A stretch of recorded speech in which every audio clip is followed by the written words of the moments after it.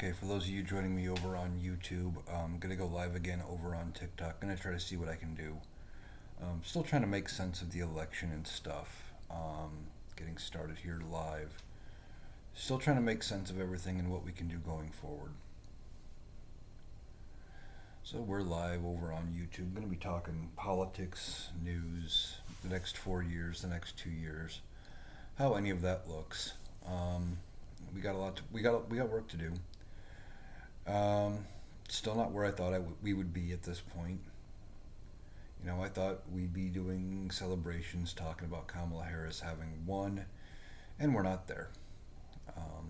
I know that, and I've been trying to deconstruct as to where the votes went, etc. Some people are saying fraud, some people are saying recounts, and I don't know if any of that's going to help. Um, we just got to wait and see. For those of you joining, we are talking news, politics, election, next 2 to 4 years, how things are going to look, how things are going to shake up, and what we can kind of expect. So, a lot of us are devastated by the outcome of this election. Still trying to make sense of it. It hasn't added up. I'm still waiting to see. Uh, I got some free time the next few days. I may go in and do a deep dive as they are finishing the counting and seeing if down ballot races match up with top of the ticket, and if it was just people who didn't vote. Trying to figure out where the missing votes went, why we ended up where we are, so we can protect and fix what happened and go into um, the next time around. Because we got to get ready for midterms, and you know, while we still grieve this loss in the election and what could have been Kamala Harris's first term as president, I think she would have won re-election because all of her stuff would have been popular. It would have helped the economy, would have helped people. But that's not the outcome we got. We are dealing with what we have, and now we got to figure out how to move forward and what we can do going through with it. Yeah, she lost, but the question is why. And was it her policies? Um, was it the platform? Was it the fact she was too inclusive and trying to court Republicans? And uh, you know, don't know.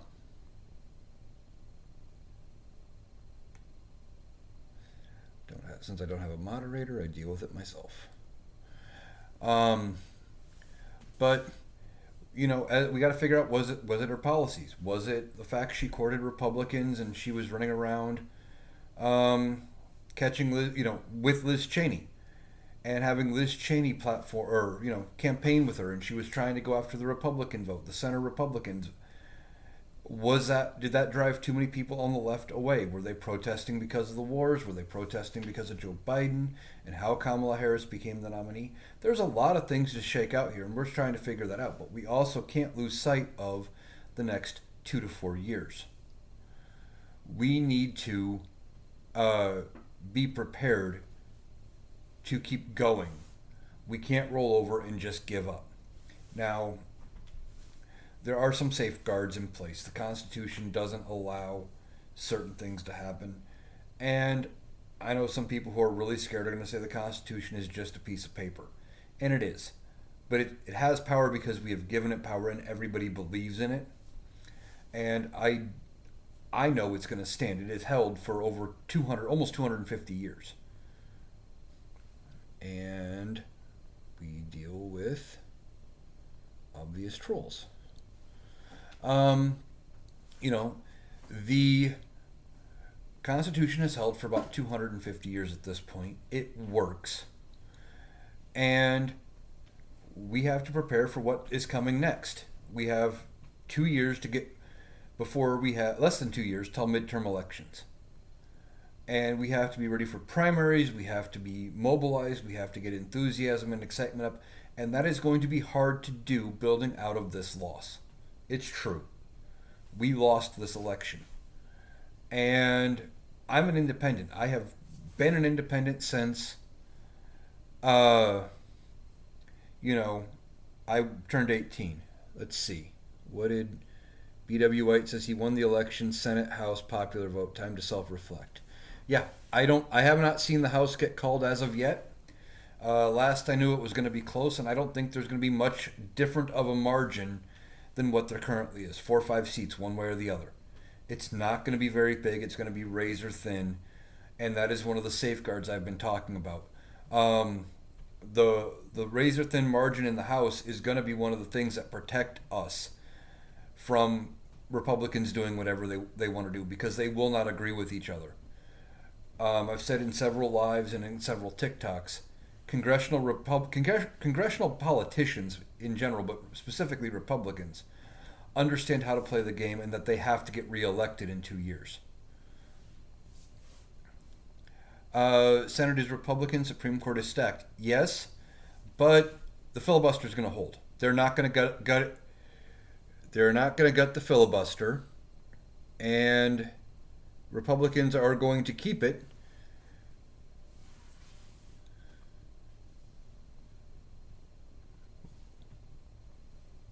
What do you mean? How did you know without knowing?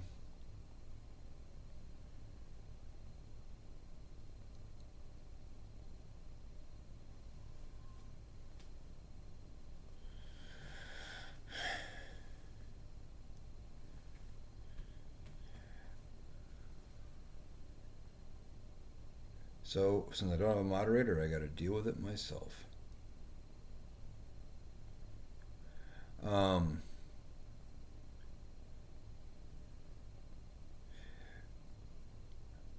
no, I wouldn't say independent is cowardless place to hold, non-committal, because I vote for both.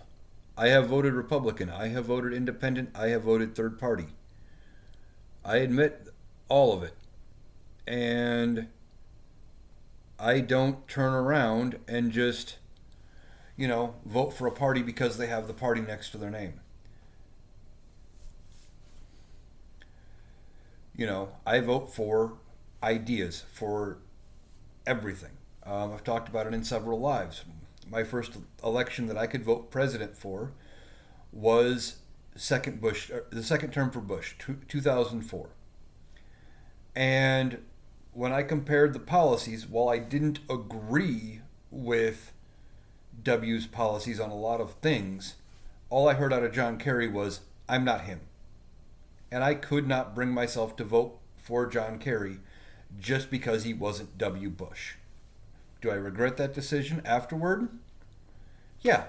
Do I think I made the wrong choice? Sure. But, hindsight's 2020. In the moment, I could not bring myself to vote for John Kerry because he didn't sound, I didn't see any policy change. All I heard was, "I'm not him, so I'll do things different." Then we get to 2008 with Obama, and all I heard out of who was it, McCain?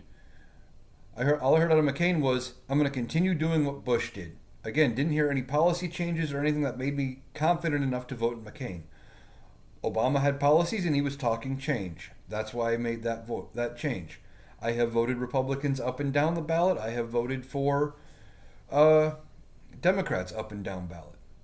Being an independent is not a easy choice. Math Joy says, "I voted October 29th. My vote has still not been confirmed." I've been hearing people say that. Now, here in Iowa, I voted in person early, and I don't know one way or another to check to make sure they counted my vote. The only thing I saw was if you got mailed an absentee ballot, you could track that. So I can't confirm that mine was counted. I have to assume it was because I did it in person, and I know which way I voted. And I've said this in a podcast I was on. I've said this in other lives. I don't want to go down the conspiracy theory rabbit hole and say that there was some kind of cheating or a conspiracy there or something. But if it happened, then those responsible need to be held responsible. If they did some kind of cheating. Now, we may never know, but if that is the case, then those responsible should be held responsible. But I also don't know what there's time to do between here and there. They're going to have to go through, count the votes. I'll have to check that out, Math Joy. I wasn't sure if that actually worked if you voted in person. I don't know how they have that information. And I think I know what type of a person you are, and you go away. But no, it's it was hard this election. I don't know what's all going on. Until I see some concrete proof that there was something happening, I'm not going to jump down the conspiracy theory rabbit hole. I don't want to sound like they did in 2020. We thought they were dumb at that point. We all called them out. We told them to accept the results, and that's what I'm going to do. What was easy for you? But we have to put in the work going forward. We are going to have to start figuring out where the breakdown was.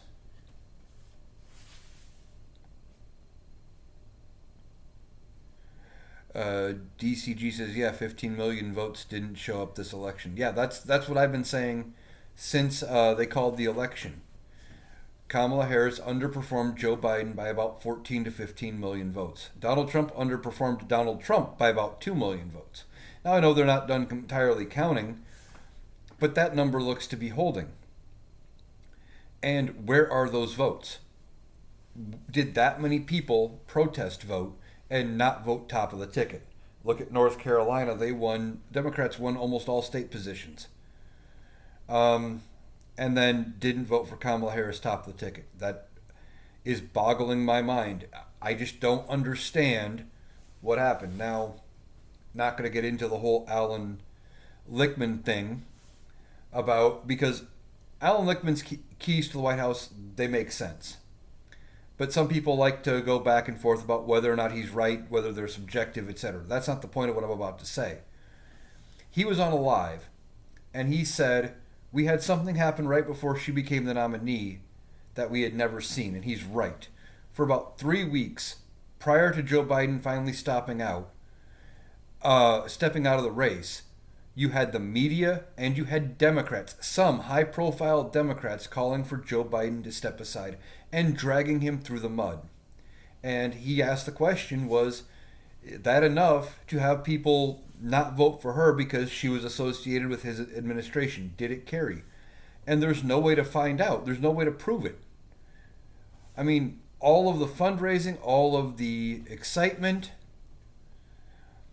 Matt Joy says, do you know anything about the Alfie Oaks trade? I've heard about it. I really don't know much. I only know what I've seen on here, and I have not done a deep dive. I've been not in my normal mood about digging into news and things. I've tried to do a few TikToks and a few videos, but like a lot of people, I'm disappointed and I'm grieving this election loss. And trying to figure out what happened. And if I don't get it figured out by the weekend, I'm going to have to knuckle down, get back to making the videos and the content I normally do. And I'll probably still do more lives. But then we got to get back at it and we got to get to work. One of the biggest things we can do in the next 2 years is not give up. They only win if we let them win and we give up. You know, we have to pick the battles we can win, help where we can, and not give up ahead of time. I mean, the guardrails of the Constitution, I believe, will hold. There's going to be an election in 2 years. There's going to be midterms. I know some people are saying he's going to suspend the Constitution. He's going to do this. He's going to do that. Not going to happen. I know I was convinced that Kamala Harris was going to win this thing, and by all data and metrics, it appeared like she would. But I'm also convinced that he's not going to be able to suspend the Constitution, just get rid of future elections. None of that's going to happen. We're going to have elections. We're going to have midterms.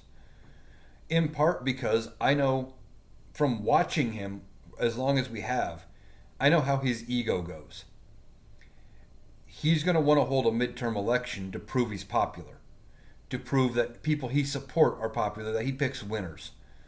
And they're going to be able to convince him to hold elections because he's going to believe that he can expand the Republican majorities in Congress, and he's going to want to do that so he can get stuff done. They're going to have a very thin majority if they have the House, and the filibuster is going to hold them at bay in the Senate. Linda says something is not right about this election, needs to be looked into. It does. Problem is, there's a lot of issues with that. Who looks into it? The FBI is not going to have a lot of time. Anything they do between, they only have days to figure out what happened before, it's sometime this month. Some states already have to start having their certifications done. And then those certifications, we fought the same thing with the Republicans. Without proof and issues and court cases, how do you prove that there was an issue? And they can't just not certify. The Republicans were going to try that. Remember, I talked about it ahead of time. I don't know if any of you saw my videos, but I was talking about it. Republicans were just not going to certify. Judges said no. Law says you must certify by this date. You have to. So there's not a lot that can be done. There are certain wiggle rooms, and I would have to deep dive into more of the laws specifically as to what could be done. But we have limited time to do that. And then Donald Trump will be, there's the certification on January 3rd where he will be certified as the next president, and he gets inaugurated the 20th. There's not a lot of time, so I don't know how you get all that done. But I have to believe that the guardrails of democracy are going to hold. Things are going to get better. We're going to do what we can do. And we're already hearing that we've entered the find out phase. I know they're anecdotal. You see videos here on TikTok. But heard today about a rubber company in Buffalo that closed its doors. Laid off, I think the number I heard was 1,500 people. Now, I haven't looked into it. Don't know 100% that it's true. But what the videos I saw on this place closing were saying is that it was closed because they knew ahead of time they couldn't source their materials and still be profitable with the tariffs. And they didn't have the money to buy ahead to maintain profits and still treat their employees well and pay everybody and meet payroll and all of it. So they closed their doors.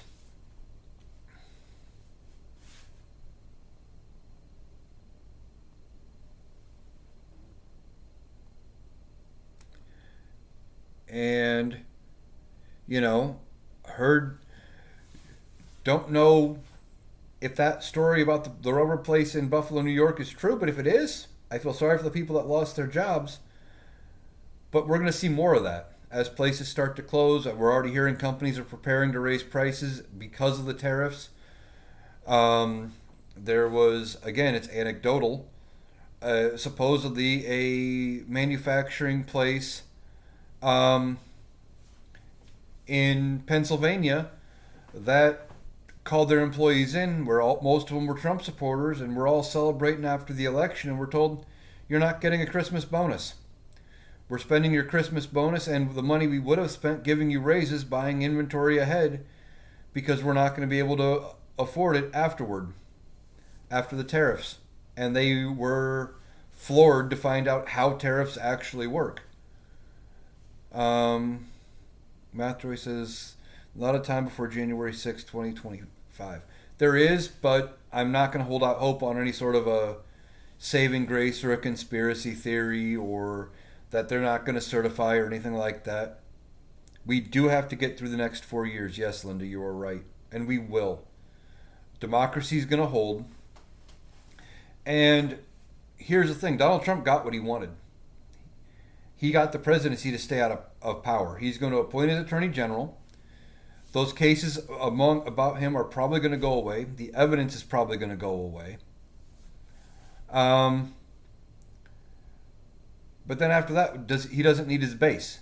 How much is he really going to be putting through of any of the agenda that the base wants.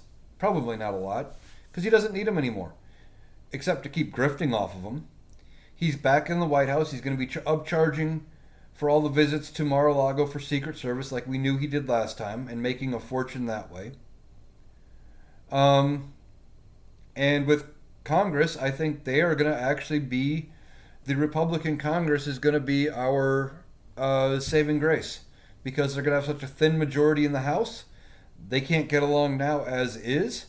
And if they don't have the House and Hakeem Jeffries is Speaker, even if it's by one seat, that's all it'll take, and they will not get anything passed. Now, remember, when Donald Trump was president last time, they were in about this position. They had, I think it was 52 seats in the Senate. They had a better margin in the House. And they shut the government down because they couldn't agree with each other. They could not come to an agreement when they controlled both branches of Congress, both houses, and the White House. They couldn't agree on a budget, and they shut the government down for, what was it, a week and a half, 2 weeks, something like that. Republican Senate will hold them back because they're not going to want to jettison the filibuster. We talked a lot about getting rid of the filibuster going into this, and how Democrats said they might have had the votes to do it. And the reason they never had the votes before was this exact scenario. Filibuster was going to hold because Democrats love it when they're in the minority in the Senate.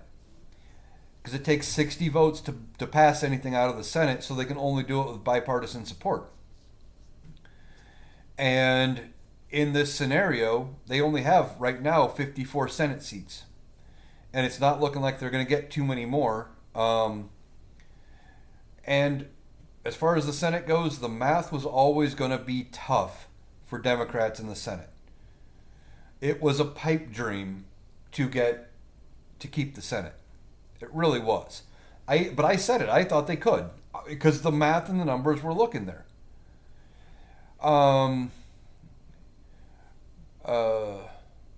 Lori Hall, are you talking about the filibuster? About the filibuster staying? Republicans aren't going to get rid of the filibuster, because they know an election's coming 2 years from now. We got midterms, and they're in almost the reverse situation of what the Democrats had this time. The numbers? Yeah, the numbers were there. It looked like we could potentially flip several seats in the Senate. I thought Rick Scott was going to lose. I thought Fisher in Nebraska was going to lose. Ted Cruz. I thought for sure Cancun Cruz was going to lose in Texas. He's not popular, but he got reelected. I thought Josh Hawley was going to lose. And some of the things that don't add up in this election, you look at Florida. I've talked about this in the last couple of lives. Florida voted with 57% of the vote to protect a woman's right to abortion care and health care in Florida. Now, it didn't pass because they needed 60%, but they voted for it with 57% of the vote.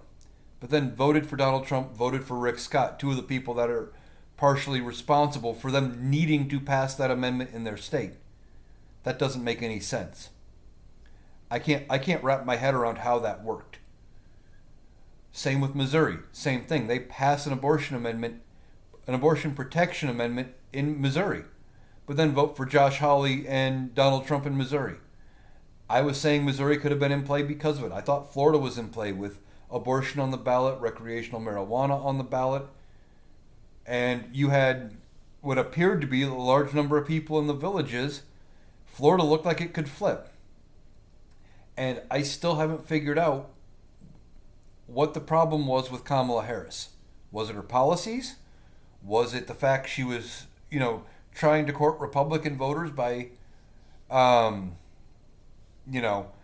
having Cheney out there campaigning with her and getting endorsed by Dick Cheney? Linda says Nebraska's a red state, very religious. It is. But, does anybody know how Nebraska fared with their abortion amendment ballot issue? Sneaky Pete says Cheney was the worst move of all time. Honestly, I don't want to say necessarily it was the worst. Maybe campaigning as much with Liz Cheney could have been a bad move, but getting the Cheney endorsement, I would say, is not a bad move. I mean, I would say she was going to be the in route to make it okay for Republicans to vote for Republicans. Oh, you think that because of having Liz Cheney on the campaign trail and endorsing Kamala Harris that they lost support from Republicans? That's something to consider. I hadn't thought about that.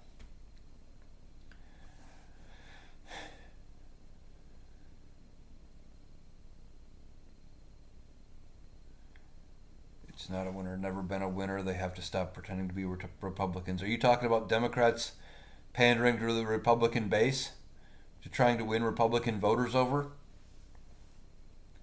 Maybe that's what it takes. I mean, um,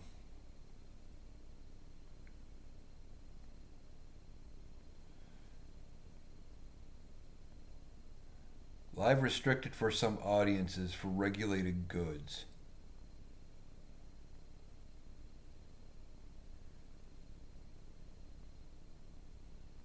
Well, we'll see. I'm thinking somebody doesn't like what I have to say and they reported me. They don't convert. They have a very vocal young base pleading with them to listen. Yeah. Um, Republicans have. I know some Republicans and some registered or some very conservative people who did convert this election because of how bad Trump was.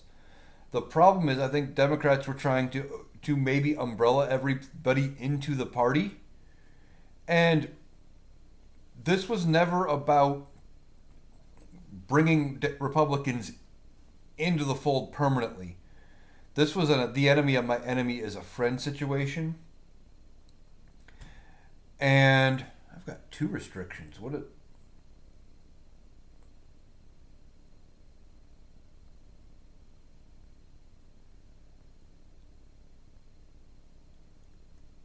Huh? Interesting.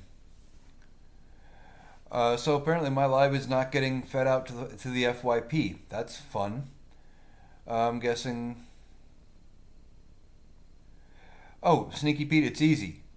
Somebody in here that I haven't caught yet is a Trump supporter, a MAGA, and they mass report. They report because they don't like what I'm talking about. Do it to a lot of creators. Um, that's why I block them all. I don't engage with them. I block because they get their feelings hurt and they mass report. So I just don't deal with it. Um, but no, I think having Liz Cheney, it was having her as much could have been an issue, but getting the endorsement was, I think, a good thing. I mean, for me, it was a shock seeing Dick Cheney endorse Kamala Harris. We referred to him for years as Darth Vader. He was the enemy. He even referred to himself as Darth Vader. It was his job to be Darth Vader to the Democrats and to be the evil guy. Um, you know, Linda says her granddaughters in Nebraska said they have a total ban. So how'd that abortion ballot go? Did they pass it or did they not? Which one won? They had both on the ballot. I was curious. I was really interested in to see what came out of Nebraska. I just haven't seen any results yet. Swiss the Rainbow says something not right with the election. Too much foreign interference. There was some. There was. And I don't know at what point did that cause issues. Was it, um, you know, was it the issues of Russia calling in bomb threats? We know that happened.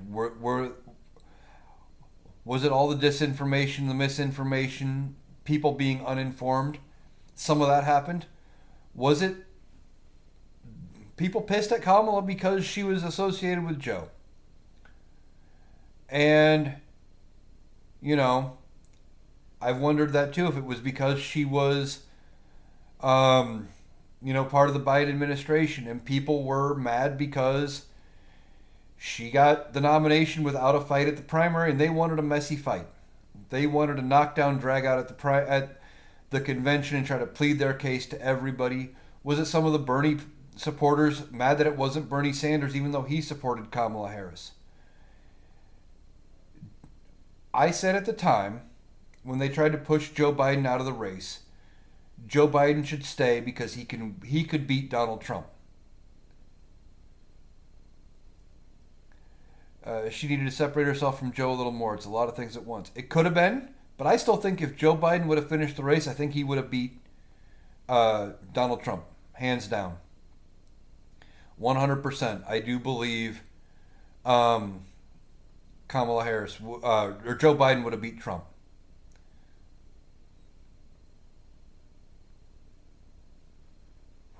Government passed. 439 doctors did not. 434 government passed. Which one was that, Linda? I mean, Swiss the Rainbow, we could be wrong. I mean, I could be wrong about Joe Biden beating Trump. But the part of my reason for saying Joe should stay in wasn't because I thought Joe was the best candidate. There are other people in the Democratic Party. Democrats have a deep bench. They have a lot of people who could run and make a great president and who could run a good campaign. Kamala ran a great campaign. But my reason for saying Joe should have stayed in was it was July 20th 21st when he stepped out. It was too late in the election year for him to say I wasn't running. He should have made that call a year before. And, whether or not Joe Biden should have stepped aside in July of 2023, maybe he should have. Maybe he should have always been a one-term president. And, that is something that we could debate. We could talk about it. We could look at it for years. Pritzker needs to get elevated a little more. Excellent retail politics. Maybe. I don't know what Pritzker's numbers look like as far as national name recognition. And for right now, you're probably not going to see many governors moving anywhere out of Democratic states. They're probably going to stay for the next 2 to 4 years, unless they start getting term limited or something like that. But Democrats have a deep bench for 2028. And here's going to be the question for Republicans. Who do they run in 2028? Is it going to be Vance? Does J.D. Vance try to win his own term? Could J.D. Vance win his own term? Being that associated with Donald Trump and not being Trump. There's nobody in the Republican Party who can capture their base like Trump can. But the Democrats, we're not beholden to one person. And I'm an independent. But I lean Democrat because right now the Republican Party is a dumpster fire.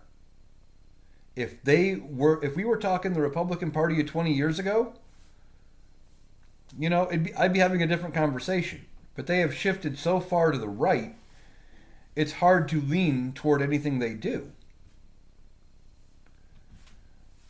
I mean, for 2028, you got, I think, somebody said AOC might be old enough to run. That could be an option. You have Shapiro in Pennsylvania. Maybe Gretchen Whitmer in Michigan. Somebody said Tim Walz maybe making a shot. This was, somebody suggested it.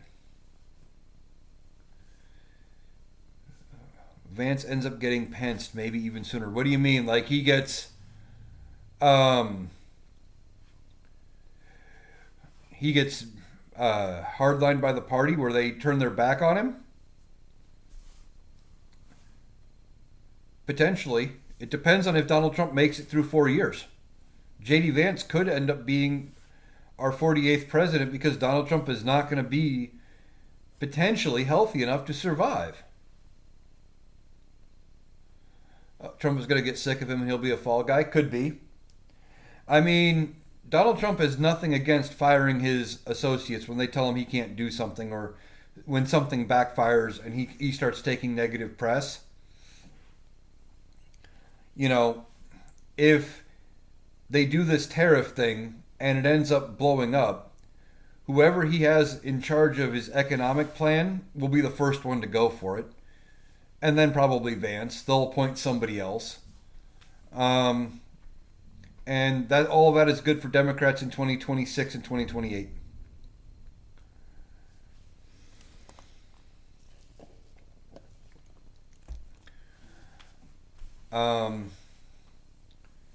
But no, there's a lot of people who could potentially run for the Democrats in 28. I mean, they have a deep bench, but I've been saying this in a couple of lives, and see if you guys agree with me.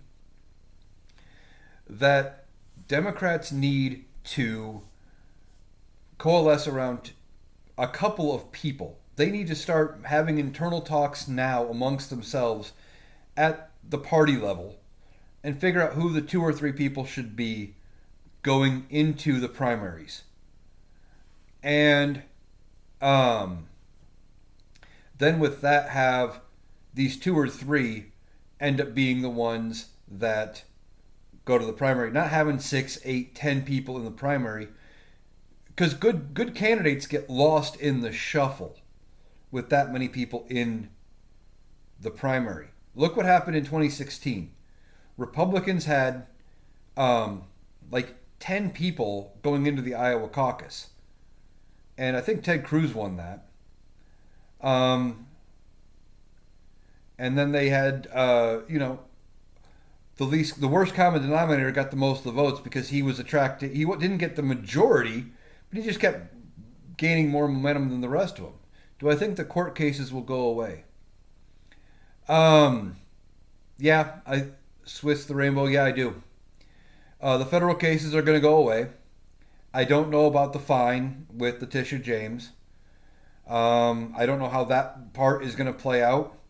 But Donald Trump doesn't have the money to pay it. But I don't know how that happens. I don't know. She's vowed to continue to go. Some people around Trump have said that they are considering charges for her, which what they would bring, I don't know. As far as his 2 federal cases, Jack Smith is already making, they're already making plans to wind those cases down, and they are going to go away. He's going to ask them to be dismissed, probably with prejudice, which means they could be filed again later. But that's going to be it. They won't, they're not going to continue the appeal in the 11th Circuit Court. Nothing's going to happen to Aileen Cannon. And Judge Tanya Chutkan is going to happen. Now, Eric Adams, he might try to get a pardon. I don't know how Trump feels about him. Abortion ban stays in place and it's up to the government to decide if the woman needs it. Yeah. Oh, that's for Nebraska? Yeah, that sucks. I was really interested in Nebraska because they had both measures on the ballot. I thought that was going to be telling, because I had said for a long time to Republicans, let's put them both on the ballot. Let's put them side by side and put your money where your mouth is, and let's have them both up for a vote. But obviously, it didn't do any. It clearly didn't pass in Nebraska, which surprises me. That was the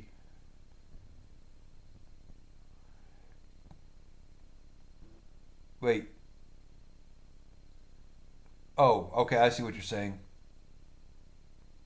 It's up to the government if they get any of it. Yeah, that sucks. I feel bad for the people in Nebraska. I'm not entirely surprised, but Nebraska is also the one, like the first state that where it didn't pass. If you don't count Florida, where it didn't cross the 60% threshold. But if you look at majority-wise, it should have passed. They cannot expunge his impeachments. No, and I don't think you're not going to hear about that anymore. I don't think. I don't think you're going to hear anything about expunging his impeachments. We haven't. That hasn't been a talking point for a couple of years because Democrats quit talking about it. The media quit talking about it. Donald Trump is very much an ADHD type person. It's squirrel, and he focuses on whatever is currently at him right now. And him being impeached before is not going to face him at this point. And until people start talking about it, as long as people leave it alone, I don't think that is even going to ever cross his mind again. Linda worries about her granddaughter. Yeah, I worry about a lot of women. This is going to be scary for him.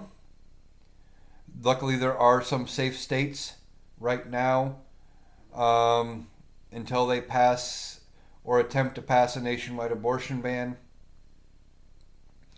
But again, with the margins being where they are, the filibuster is probably going to hold in the Senate. And that's what we have to hope on. Is, the filibuster holding, the slim margin in the House holding, things like that.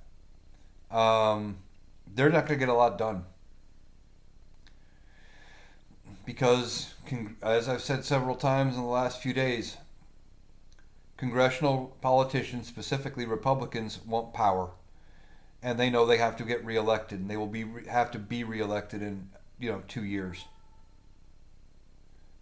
Some people are worried about Donald Trump doing something to somehow suspend the Constitution and the ability to vote. Well, it's good to know that Wisconsin is safe. I know Minnesota is. Kansas is. So, coming from Iowa, I know there are some places where I know I myself don't have to worry about it. I am not in the demographic that needs to worry about things like that. But if I have anybody that needs to get anywhere, it's good to know that I have some options. If I have where I need to go, if I need to make a trip. So it's good to hear that Wisconsin's safe, and for the people there and that need to get that direction.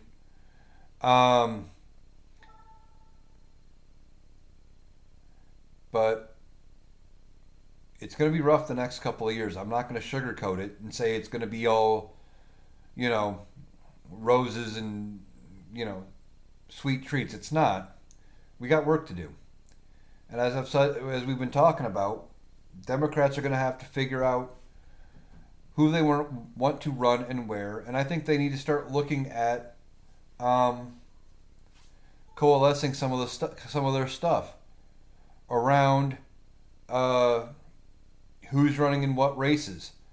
And we need to do things about getting certain people out of power. Nancy Pelosi needs to go. Do I really think Trump is going to be able to dismantle all of the government agencies and put in his own? No, I don't. Because a lot of what he wants to do involves appropriations, which involves money from Congress. Congress isn't going to, they can't agree on how much money to spend to build a border wall for Donald Trump. They wouldn't spend the money the last time for his wall. When he wants to go ahead and try to, gut the Department of Education and kick the money to the states, they're never going to be able to agree on what that looks like. How much money? How much to each state? Is it so much per person? Is it?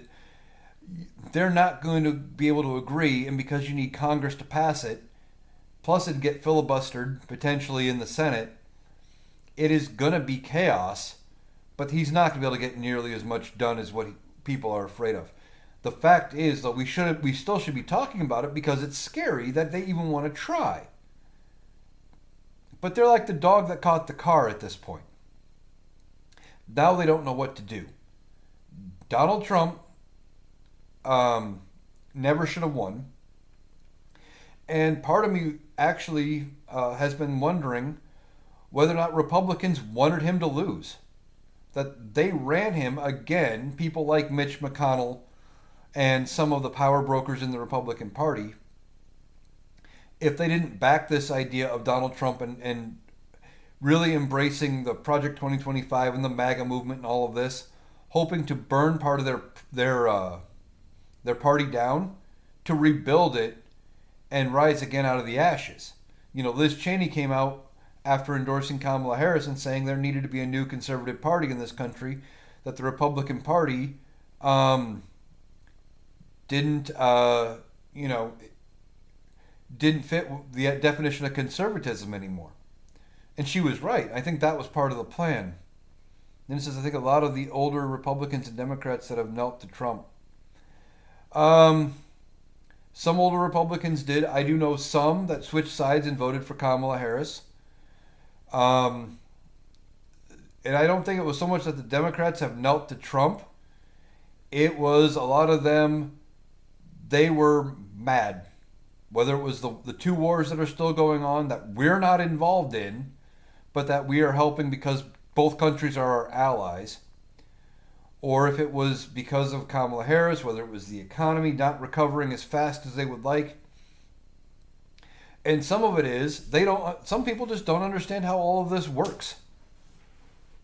They don't understand that, you know, Joe Biden got us down to record unemployment, record low he got inflation down to, what is it, 2 point something percent over, which is really good. And the only way to get prices down to where they were before you had the inflation is to have a recession. Like, they don't understand the economics of it. But because things in their day-to-day life was more expensive, I think some Democrats, I wouldn't say they voted for Trump because his numbers are down too. They voted against Joe Biden as some kind of a protest because everything was more expensive.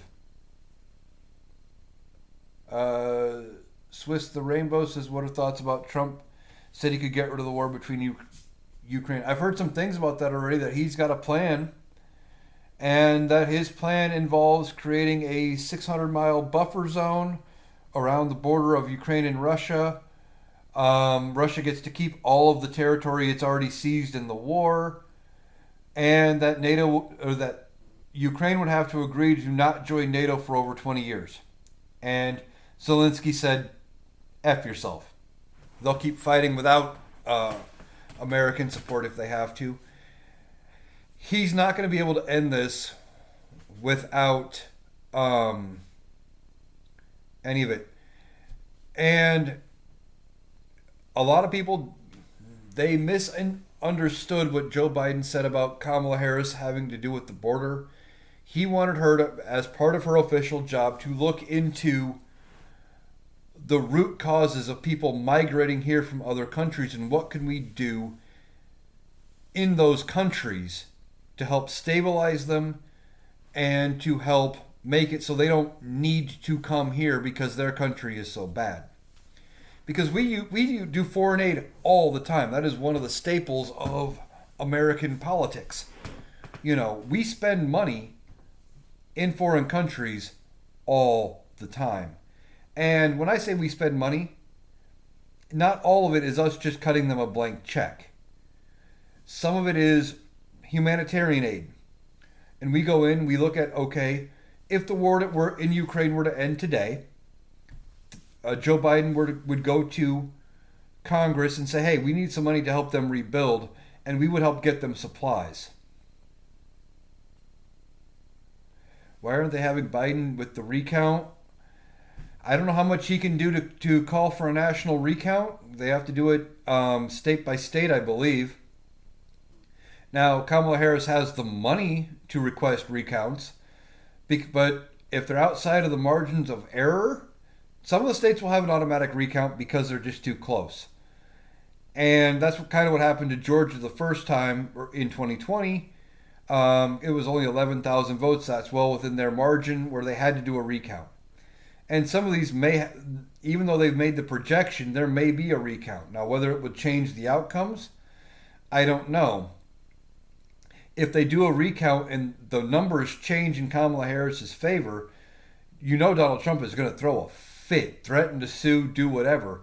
And if it changes enough that he would not be president, oh boy, he is going to do whatever he can to uh, use the courts and do it, and try to have them do another something with the certification in January. But I don't know what can be done there. Yeah, there was a lot of places that was a shock. It's looking like all four seats in Iowa might end up staying red. I thought Iowa could have 2 to 4 seats flipping in the House. I knew Iowa's fourth district was going to be really tough, but it was looking like it could be competitive at least. And the Republican incumbent won by 48%.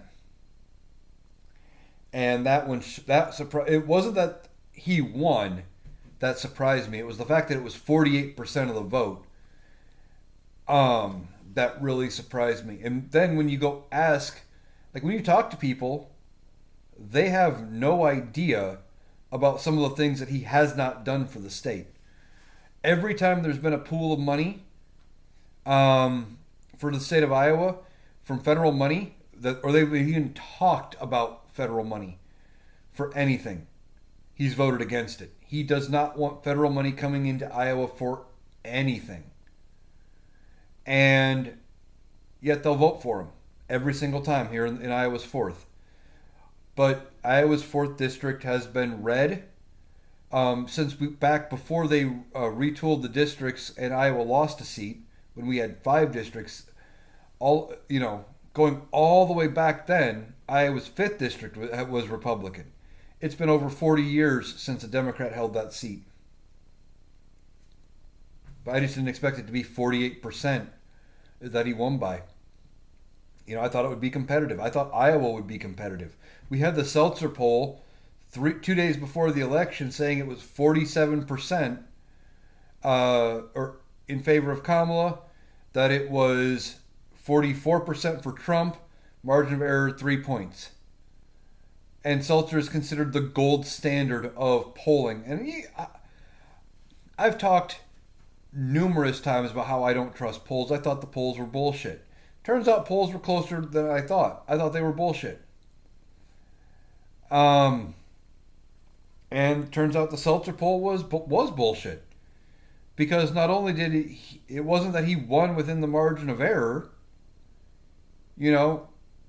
he well outperformed that poll by almost 10 percentage points. I don't know what to say about Iowa other than there's a lot of issues here. They were trying to do something. There were court dates with Elon Musk. He had court dates in Pennsylvania. The problem was it came up, government and court cases move slow. And it wasn't so much about him giving money away. Those people, it turns out that was a grift. It was a scam the whole time. What he was doing with with that $1 million giveaway is they knew in advance before they announced every day who was going to win. They knew who it was. They'd already confirmed they were going to be somebody they could use in promotional material, things like that. They were basically employees. They were trying to skirt the system at that point.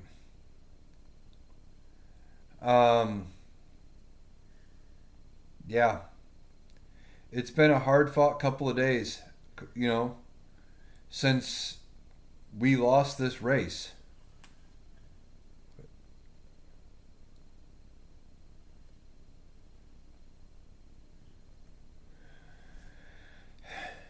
And, now we have to do what we can do to get back at it. We have to, I don't know why it's doing that. I don't know if it has something to do with my being restricted. I mean, I only currently have 2 people in the live, not counting myself. I'm not getting this isn't getting out there to people. TikTok did its thing because people reported me, and I don't know if they're kicking people out now because of it or and trying to get me to take it down. Susie says I'm freezing up. I'm not seeing anything on my connection side that is an issue. Um, you know, I'm gonna try to go out and come back in and see if that fixes anything. I will be right back live in a minute as long as they allow me to.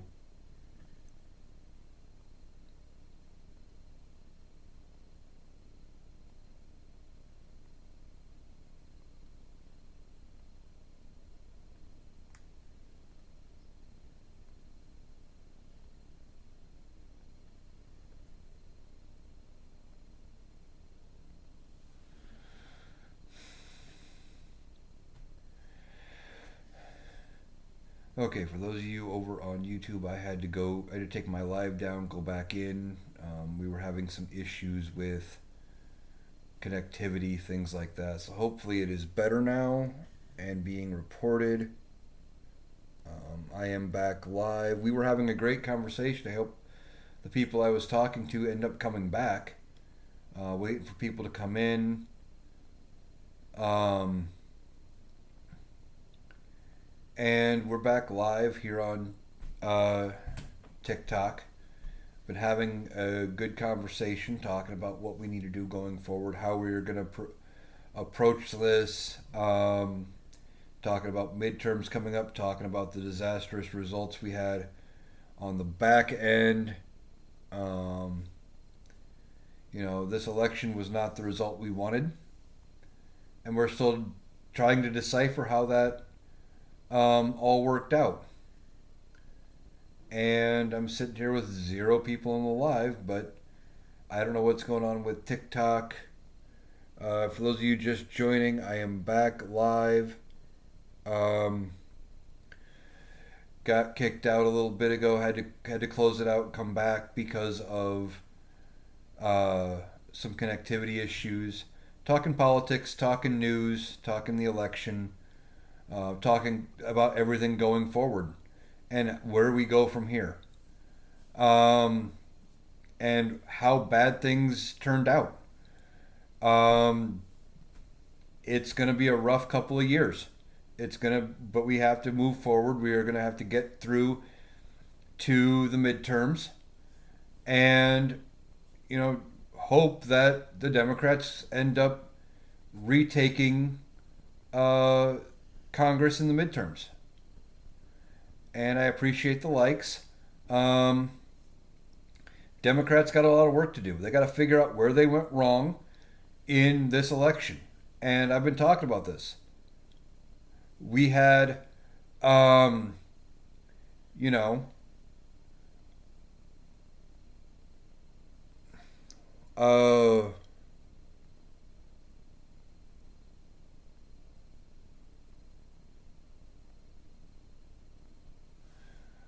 we had some disappointing results with this election.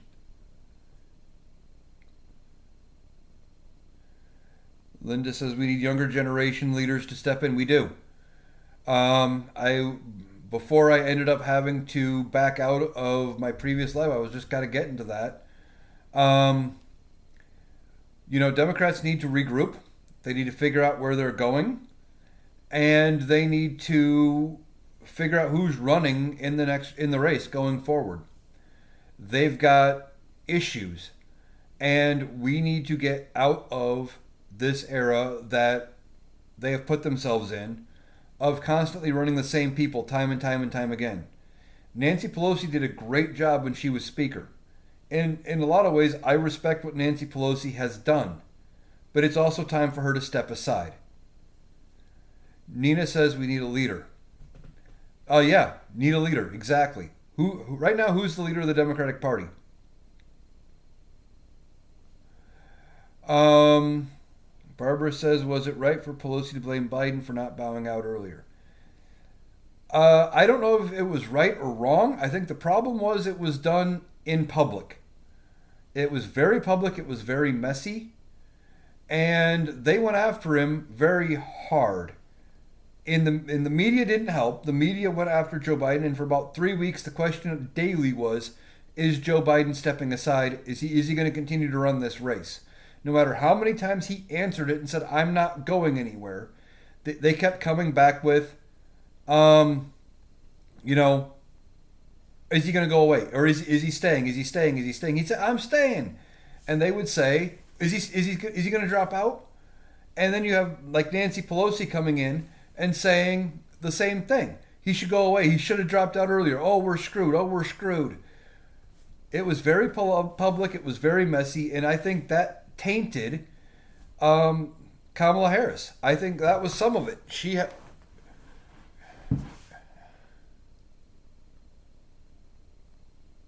Uh huh. And um, I think she was tied uh,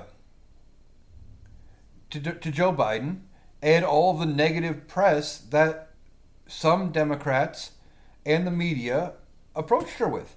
They approached Joe Biden. He should have stepped down earlier. He should have stepped down a year ago. I said at the time, at that point, Joe Biden should have stayed in only because it made sense because of the time that he was in. Do I think it was Jill that forced Joe to stay in? No. I don't think Jill had anything to do with it. I don't think Jill Biden had anything to do with Joe Biden staying in the race. At all. I think she backed his decision to stay in the race, but I don't think she had anything to do with him choosing to stay. He looked around, saw Donald Trump had ran again. He had beaten Donald Trump once before, and said, uh, he said he could do it again. So he decided to stay. And that was, why he stayed, is he looked at what was going on and said, I can win again, and decided to stay. Now, a year had changed from when he said he was going to run to when he ended up dropping out, and their polling changed. The problem is, at that point, it was too late in the race. He should have stayed.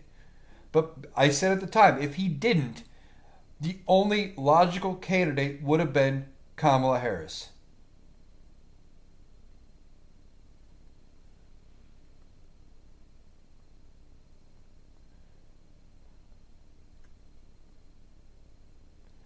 And, you know, that's the thing. His only logical thing when he stepped aside was to endorse Kamala Harris. One, there was a whole bunch of fundraising he had already done. He could transfer that money to her campaign easily because she was already part of that campaign.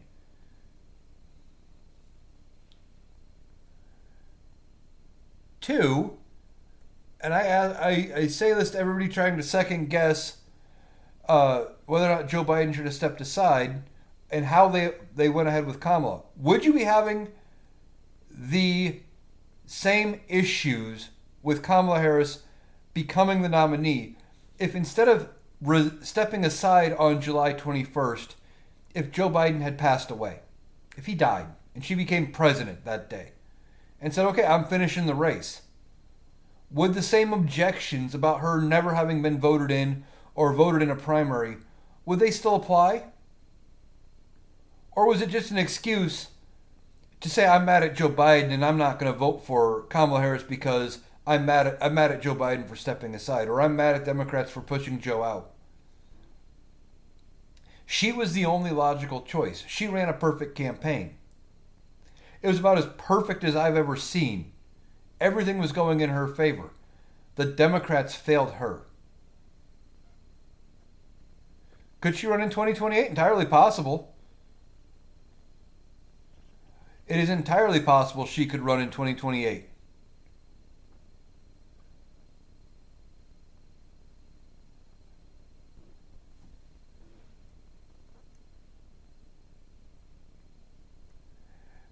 whether or not she runs in 2028, I mean, that's up to her. Walz, maybe. I don't know if he actually, you know, she would have to go through a primary, yeah. And I've been talking about that primary process for a couple days now. And some people are going to think I'm crazy for this, and I don't care if they do. Democrats now need to start figuring out who they want to run in that primary, who wants to run in that primary in 2028.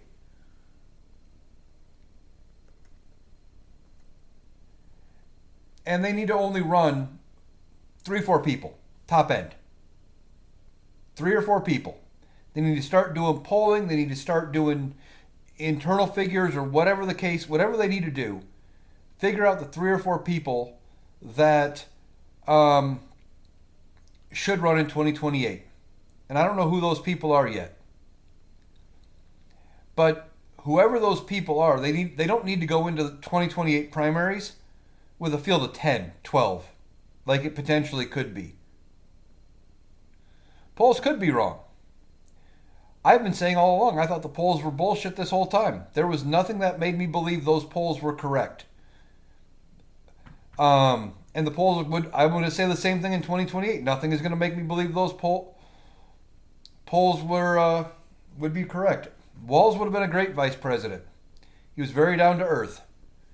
He was very much an everyday guy. He's the kind of guy who you'd feel very comfortable having him in your neighborhood, going up to him, talking to him about anything. Would have been a great vice president. He got a lot done in Minnesota for people. But was he the right pick for Kamala Harris? I don't know. Some people have second guessed it, said, yeah, I finally figured out where you belong.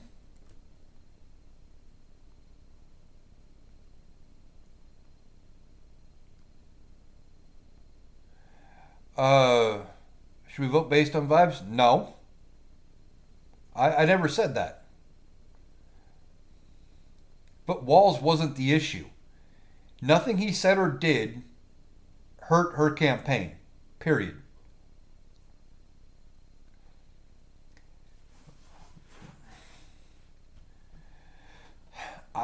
Until I see some data other than the missing votes that can prove it was stolen, I don't want to go down that rabbit hole, because we made fun of the Trump supporters for 4 years for saying it was rigged, it was stolen. And I don't want to be in that same group until I see something that proves it. I don't want to go on just a feeling. I know it feels wrong. I know that it doesn't make any sense, and that the logical outcome would be to jump to the thing. Do I think Biden would have won if he didn't have the mental decline at the end? I don't think he had any mental decline at all. He had a bad debate. He had one bad debate where he did, he came out and he was, one, so floored by the bullshit coming out of Trump's mouth. Two, by some reports, he was sick and taking some cough medicine, things like that, so he was a little loopy. And he's always had a stutter. And he was showing the signs of his age by trailing off and he was trying to stick to fact-checking and talking about policy and being a middle-of-the-road Democrat like he is. He was trying to talk common sense and treat politics like it had been for 40 years, not the spectacle that Donald Trump wanted. Kamala Harris went out when she debated him and put on a fight. And she took him treated him like she would a witness on the witness stand. The only way to prove it was cheating is to check it out. That's true. I just don't know how that process plays out. And I don't want to jump down a conspiracy theory saying that it absolutely happened until then. Check out the small counties where Trump magically got 99% of the population voting for him. I hadn't heard that 99% number. If that did happen, that is something we should look at. Trump is mentally declined, and people are looking at it, or they are not talking about it. Why? Look at the media. Donald Trump had a bad debate. Media for 3 weeks kept pouting him. Oh, he's slipping mentally. He's slipping mentally. Um,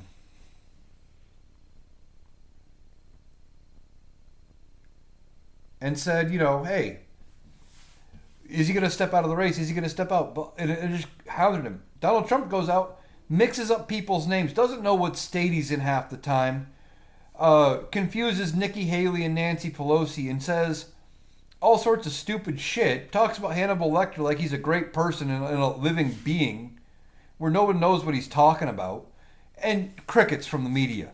Why? Because they wanted this horse race. They wanted a 50-50 run right down the middle.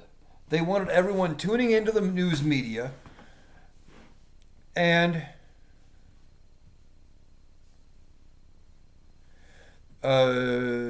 truth is the country was robbed of a primary to put up a competent. So you're saying Kamala Harris wasn't competent? I think she was above and beyond. She was a great candidate. I'm gonna put this up like I put it up a little earlier. Would you be saying the same thing if Joe Biden had passed away? Would we be having the same conversation? If he passed away and she ran the rest of the race, would you say the same thing about a primary and everything else? MAGA told the Tito's, thanks for the vote, now get on the boat. Pretty much. Now, I did a video earlier. I don't know how much of this they are actually going to be able to implement with the mass deportations. No, she didn't. And she did not outperform Biden, from what I've seen, in any state. And there's about 14, 15 million votes that did not show up. But the question is, what happened? Because those votes didn't go to Trump. He underperformed what he did in 2020 as well. They didn't go to third-party candidates. Did they just choose not to vote for the president, period?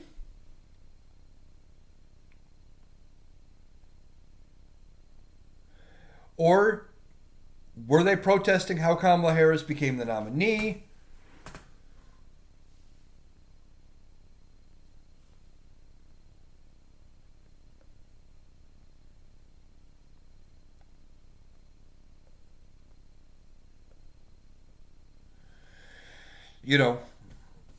Was it protesting Biden's economy? Even though the economy was good, but on the large scale, the economy is good.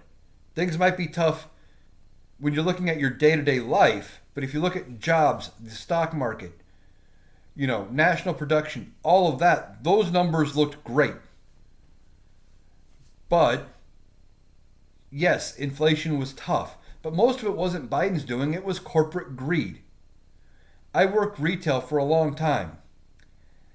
What these companies do, once they know they've got you paying a certain price for a product, they don't like to fuck with it too much. If they get you paying something for it, if they can trick you into paying more for a product, they will.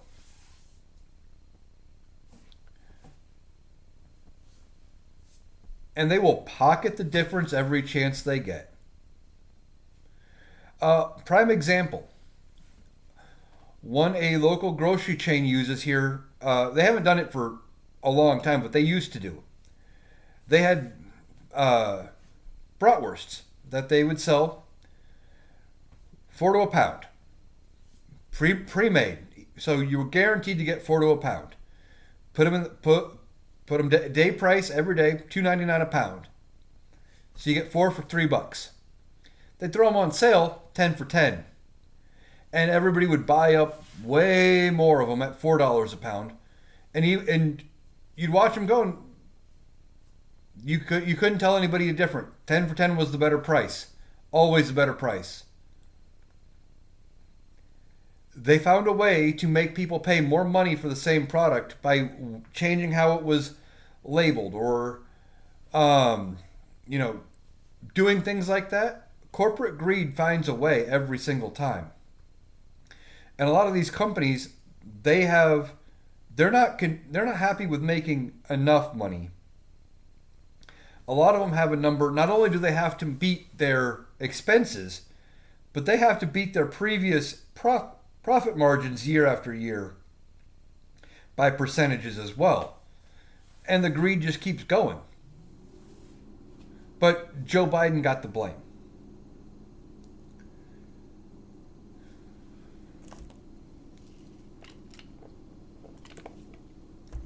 For those of you joining, we are talking elections, politics. I will admit I'm not as up on the news as I would like to be. Been still reeling from this devastating election loss, trying to figure it out, make sense of it. And try to figure out where we go from here. Talked about it earlier, I'll talk about it again. Democrats got to regroup. They've got a lot of work to do to figure out what they can do in the future. They got midterms coming up. We are 2 years from midterms.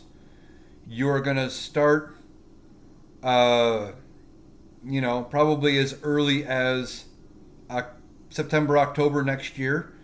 Start hearing people rumbling about entering the race for, your House seats, your Senate seats that are up for grabs. And Democrats are going to have to mobilize.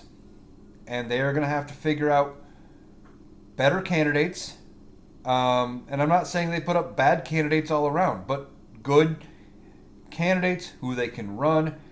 And one of the things I would like to see out of the Democrats is some of the long-term Democrats need to step down, especially ones that are in safe Democratic strongholds. Talked about Nancy Pelosi earlier. I think she needs to quit seeking re-election. It's time. You can't tell me that she is, while she's done a good job for San Francisco, you can't tell me she represents the makeup of San Francisco right now. You can't tell me they couldn't find somebody else to run that, to be in that position. We got a problem with people in this country. Talked about it quite a while ago. But, you got boomers and silent generation that are still clinging on to power. Here in Iowa, you got Chuck I'm older than chocolate chip cookies Grassley as a senator. That man has been in the Senate longer than I've been alive. And I'm 41 years old. I'll admit that. I don't care. He's been in the Senate longer than I've been alive. And he's already planning. He's put the paperwork in. I believe he is up for re-election in 2028. He will be 96 years old. I do believe. And he has put in paperwork to run for re-election again. Why? Because here's part of the problem, especially in these red states. And this is I'm talking about Chuck I'm older than chocolate chip cookies Grassley, the senator from Iowa. He has been in the Senate for 40 fucking years. And he's going to run again in his 90s for re-election the next time he's up. But here's the problem in these red states. You got somebody like Chuck Grassley who's been in the Senate for 40 years. He runs again, and I am guilty of voting this way when I was young and dumb. The first time I got a chance to vote to re-elect him, I did. Why? Because I looked around and went, oh, things aren't too bad.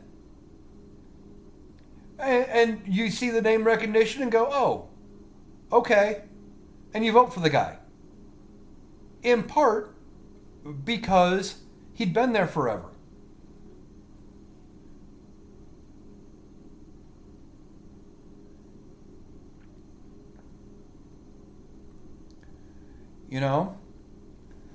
And Iowa used to be a red state or a purple state. Iowa was purple. We went blue for Al Gore. We went red for second Bush, blue again twice for Obama. And at one point we had a Democratic governor, Democratic state house, and we were getting shit done. Don says when Chuck leaves, his son will take over. That's possible. That was one thing that had been talked about, is that at some point Chuck Grassley would retire. Kim Reynolds would appoint his, not his son, his grandson, who's younger than me, I believe, to his seat. And then people would keep going to the ballot box every 6 years, see a Grassley there, and go, oh yeah, Grassley, things were going pretty good. And, vote for him in. Zeta, I already blocked Sue. I don't deal with them. I block them. You're not going to reason with them. They're not going to see the light of day. Oh. Well, nice to meet another Iowan here. I got a few people from Iowa that follow me. And I really had hope for Iowa this time. I thought Iowa was going to flip. I had been saying for months that I thought Iowa was in play, especially after the abortion ban was allowed to take effect. I thought that was going to be what put Iowa over the top. And it didn't. And not only that, but it looks like we gave them an even deeper control of the state house. They're going to get more done. Now Democrats are going to have to get down dirty, figure out what they can do at the state house level here in Iowa to start working on flipping it back. Iowa used to be blue, or purple anyway. And then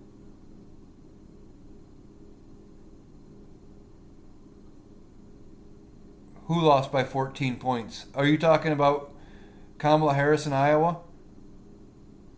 Term limits need to be done. Problem, Linda, with term limits is it takes a constitutional amendment to get term limits in on Congress.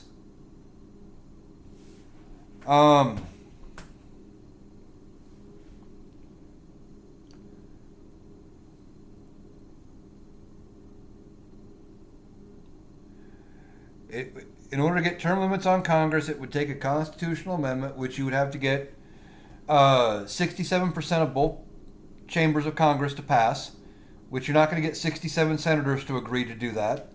You're not going to get, what would that number be? 18, 325 roughly members of the House. You're not going to get 325 House members to agree to term limits. And then it has to go to and get 38 states to agree to it. Now, once it got to the states, I think you could get 38 states to agree to term limits. Problem is, you got to get it to the states. And what would that term limit look like? 18 years, maybe? 18 years combined between both chambers of Congress? Something like that? Because that's something else that kind of pisses me off. You have, who was it? Was it Schiff? Yeah, Adam Schiff in the House of Representatives. He was in a safe seat in the House. And he decided to he flipped from the House to the Senate to take over for Dianne Feinstein's seat. And so now he gets to start over as a senator and getting 6-year appointments.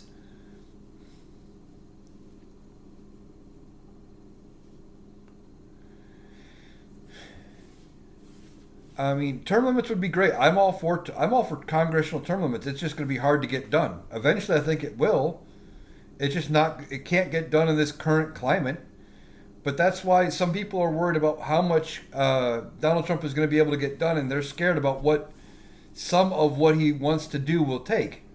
Problem is, some of what he wants to take would take an amendment to the Constitution to do, and they just don't have the votes to do that. It won't happen. And they don't have control of 38 states. As far as state legislatures, they have 28, I think, is the number, which is still high. But that's one of the safeguards we have in place against the next 4 years. Donald Trump is going to try to get what he can get done in the next 4 years, but he's also not going to be very interested in getting anything done. Not really. It's going to be whatever people tap him on the back, tell tell him he'll be a genius for doing it. And if they can convince him to do it, he's going to try. But he's got no interest in really doing anything. He just wants to sit in the office and play president. All because he knows it keeps him out of any sort of criminal trial and it keeps him out of jail. That was the only reason he ran. Democrat just won Nevada. Was that a House seat?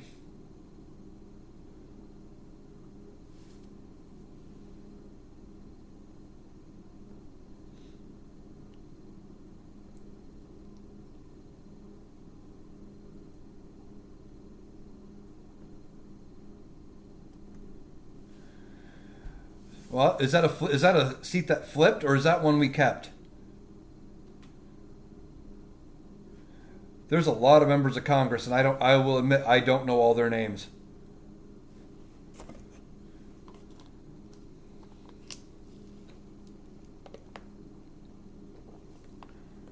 That was a set.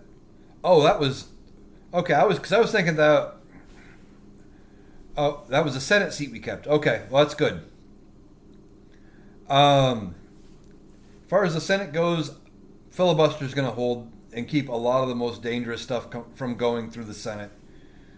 Now they're going to try to do some stuff with the budget, things like that, because they can, and because they can go around the filibuster with budget and budget reconciliation stuff. But they're also limited by what they can do as part of reconciliation. And they're not going to be able to do everything. And if they want to try to pass an actual budget, like a full budget, they're going to need Democrats. They're going to need some Democrats' help, I believe, to pass a full budget. They might even, I don't know, I'll have to look and to see if they can use reconciliation to get around the filibuster for a tax plan. Because his tax plan might even need some Democratic support. I don't remember if, in 2017, 2018, when he did his last tax plan, I don't think they had Democratic support, so maybe they can get around it. But they're still going to need, they're not going to be able to do a lot of things out of the Senate because of the filibuster, unless they gut it. But Senate Republicans are gutless. They're not going to get rid of the filibuster because they know at some point, whether it's in 2026, 2028, 2030, whenever, Democrats will have control of the Senate again. And when they do, they're going to want the protections of the filibuster. So Republicans aren't going to get rid of it. There was some thoughts Democrats might have got rid of the filibuster if they won the Senate, that they might have had the votes to do it. But now anybody who was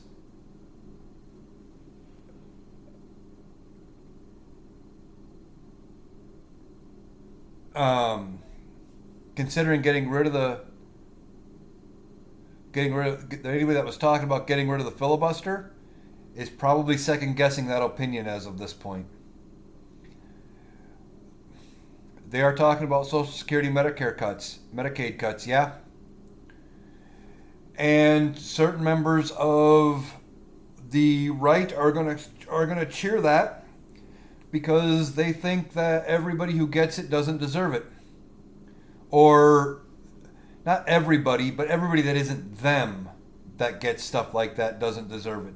Because they've believed this boogeyman story that goes all the way back to Reagan about people eating better than they do by having things like food stamps and nutrition aid, things like that. They believe it, and even though they're on it, if they're getting the benefit and they're struggling even with it, they're going to say, well, these other people are getting it and they're squandering theirs, so they deserve to have theirs taken away, but I should keep mine, not realizing that they're going to be wrapped up in all of it too, and they're going to be the ones also losing their benefit. I worry for our seniors, the ones that are going to have Social Security benefits cut. And what they could potentially do to cut Social Security is not cut benefits for the seniors that are there now, but do cuts going later. And if they're not taxing Social Security, they're talking about how it's going to potentially make Social Security insolvent, and where it won't, they have borrowed and borrowed and borrowed from Social Security and cut to Social Security so many times that it is going to be horrible. However, I also think that cooler heads may prevail in that idea because, as I've talked about numerous times, Republicans know they have to get reelected.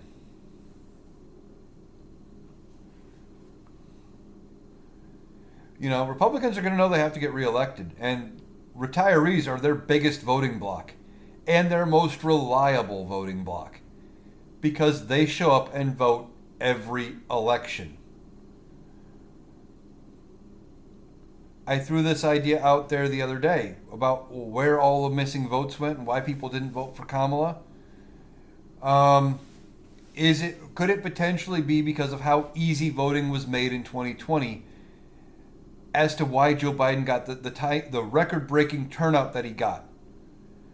In a lot of states, they made it so they mailed everything to you if you were a registered voter, and if you weren't, they mailed you a registration card. You never had to leave your house, didn't have to go anywhere, didn't have to do anything except fill in a few ovals and mail it back. It was easy. And this year you had to go places in a lot of cases. You didn't get automatic mail-in ballots. You didn't get to have the comfort of doing it from your own home. You had to go out and pursue your right to vote, and did some people not take advantage of that right? It's an idea.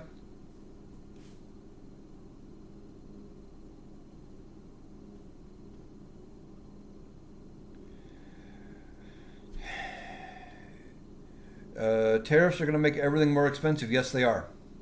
I have been saying that since he introduced it. He doesn't have a concept of a plan as far as what tariffs are and what they're gonna cost and how that's all gonna work out.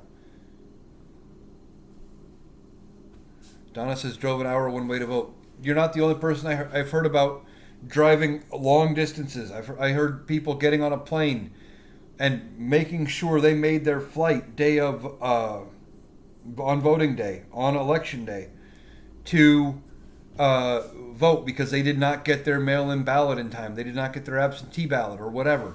And they drove to make sure they were eligible. I told this story the other day. I have a coworker who wasn't sure about which polling place in town was their polling place. So went to the courthouse, was told, well, you can't vote here with a provisional ballot because you're in the wrong polling place. And ended up that they were registered a town over where they used to live, had to drive to that town to go vote, and had to get a ride and do all that. And they did, to go vote. But not everybody was willing to put in that kind of effort. A lot of people said it wasn't worth the effort. I think that was part of it too.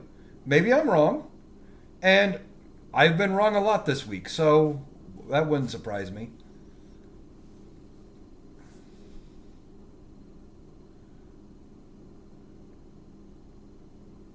F-16 Fighting Falcon. What do you mean time to get political?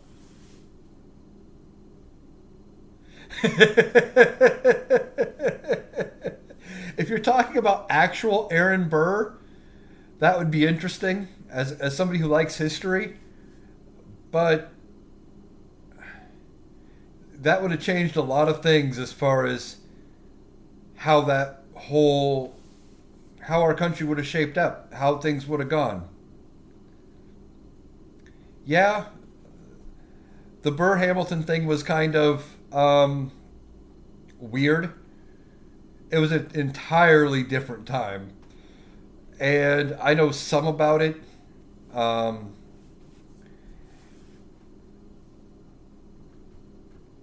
The campaigning in the House? Yeah.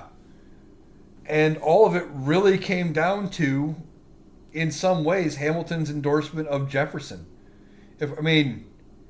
That was a long time ago. None of us were alive for it, but that was very interesting how it came down to basically they were deadlocked. They could not get past the Electoral College vote in the House, and ultimately they had to they turned to Hamilton, and Hamilton was the deciding vote because he turned around and he put his sway behind it, and enough people said, "Okay, you've convinced me to vote for Jefferson," and that was a very interesting time in American history.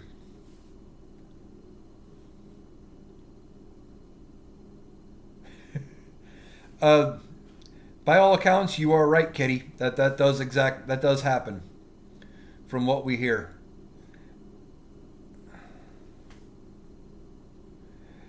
Yeah, Hamilton should have apologized, but it was a different time. That wasn't how they settled things back then, especially between those two. They hated each other for years. It was a big rivalry. I mean, and here's the thing: Hamilton could have ran for president. He was gonna be running for president, but he had had an affair.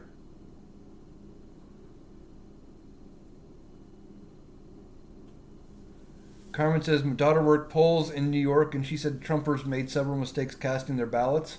I'm assuming that's what you finished. What we're gonna finish that thought with. Uh, wouldn't surprise me. But they turn out and they reliably vote election after election after election.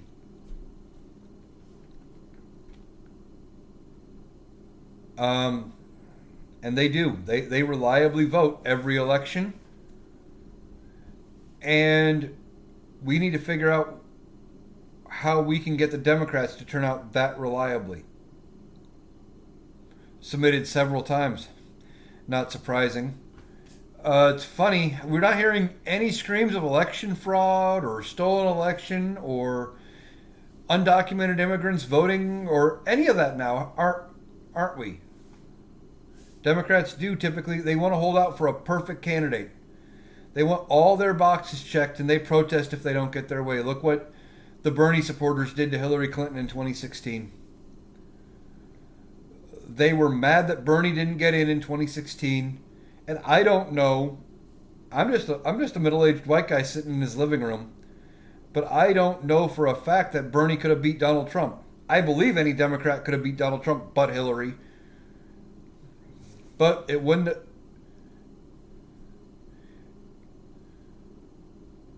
But it would have been interesting. Democrats might be failing. Not like. Not really. Are you talking about like they'd be going away as a party? No, I don't think so. We were thinking that would have been the case with Republicans after this election because they put all their eggs in one basket with Donald Trump. But they're not. They're not failing. One of the problems with the Democratic Party, and this has always been a problem with the Democratic Party, is they try to overarch and encompass everybody. And that umbrella had to get even bigger because of how far to the right the Republican Party shifted because of Donald Trump. So they are trying to scoop up all the disenfranchised Republicans who were disillusioned with where their party was going and try to say, hey, you're welcome over here. Come join us. You're welcome. And now you've got middle of the road Republicans, but you also got far left people like Bernie Sanders under the same umbrella. And they can't mesh. They've made their umbrella too big. Which isn't necessarily, I mean, it's not a bad thing, but the problem is you've got to find a way to reach everybody in that coalition. And all of them are saying basically they want what they want. And if they don't get their way, they're going to protest. They might vote in their state races. They might vote for their representative or their senator. But they're not, but they won't vote for the president because they didn't get everything they wanted. They didn't get all of the boxes checked. And that's a problem with the Democratic Party. It's always been a problem with the Democratic Party.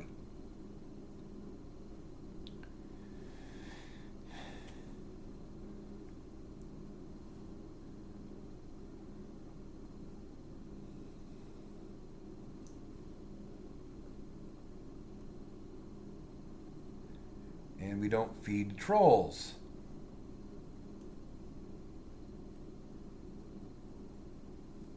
Democratic Republicans were one party.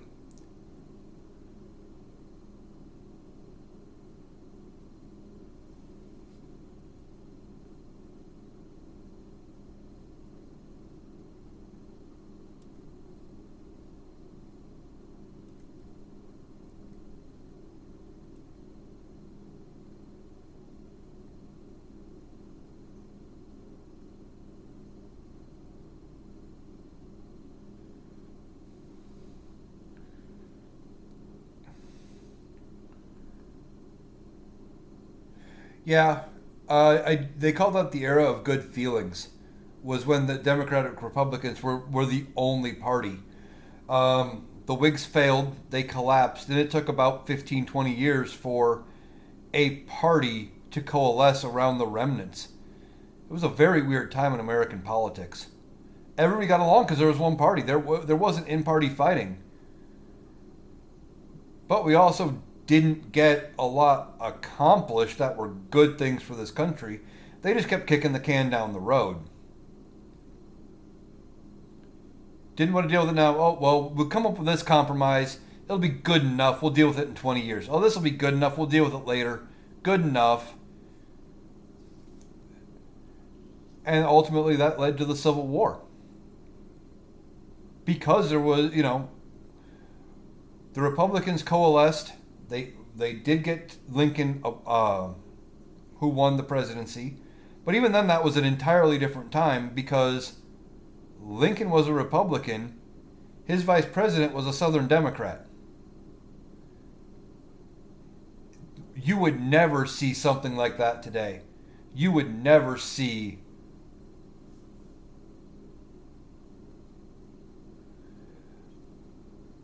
You think if he gets in, I think we're going to be okay for at least 3 years. You talking about Trump?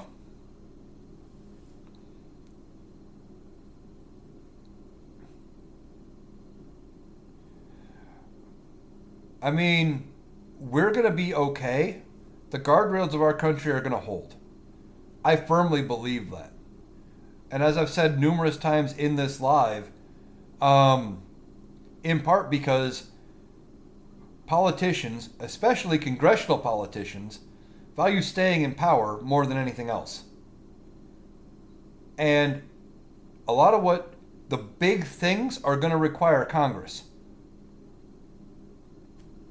Kennedy Johnson was similar-ish in a way, but they were both Democrats. It was just they pulled. Kennedy was Massachusetts. He knew he couldn't pull the South without a Southerner. He gets Johnson, and then Johnson helped pull the South along with it. Interestingly enough, that might be one of the few times, though, that a debate actually played a role in the election. Because you got to remember, that was the infamous Kennedy-Nixon, was it they call it the checkers debate?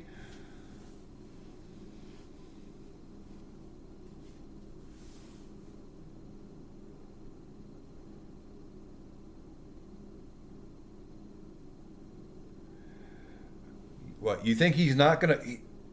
Donald Trump won. He's going to be the president. But the Republicans are going to be doing a whole bunch of infighting. They can't get along within their own party because you have the far right Republicans that want their way, and if you don't give them their way, they want to burn it all down. And then you have the moderates who are like, I still got to get elected next time.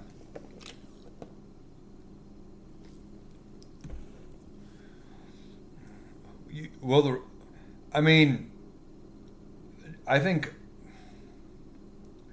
I don't think there's anything to stop Donald.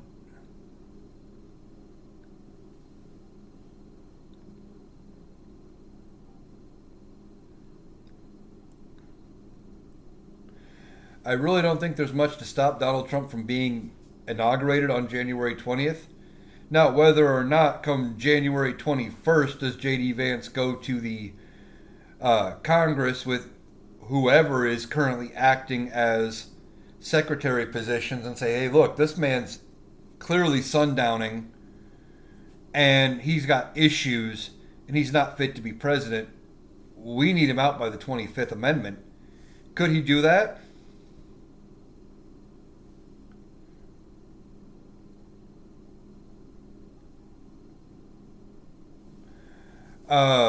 That could happen.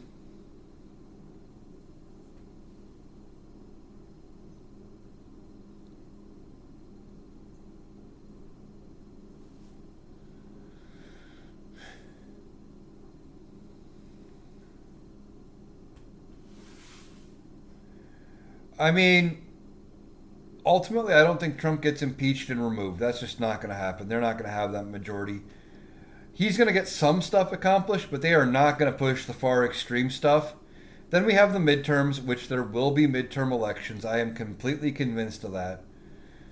In part because they don't have the votes to change how the Constitution works, saying that there wouldn't be elections or anything anymore.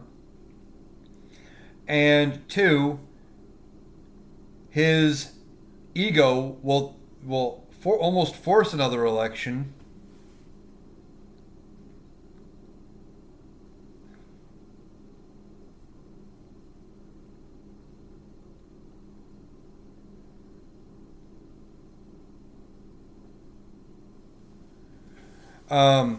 His ego would almost force another election just because they have, he would believe that he could talk his way through it and win enough seats that people would, carry his endorsement and that they would get even more of a majority to get more of his stuff through, and he would be great, and everyone would be talking about how great he is if he picked up even more seats when, normally in a midterm election, the party in power loses control of Congress, at least in one chamber, if not both. Historically, it doesn't always happen, but more times than not, that's what happens, especially in modern politics. So I think with the midterms, Democrats take the House, because if I have not seen the final call on the House yet, it is going to be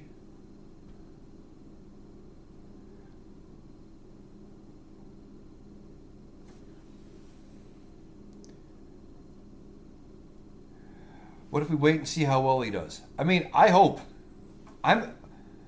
he does great. Don't get me wrong. I hope every one of his policies works out the way that he says it will, and we are making money hand over fist. Everybody's doing great, and the economy's booming. I hope all of that happens.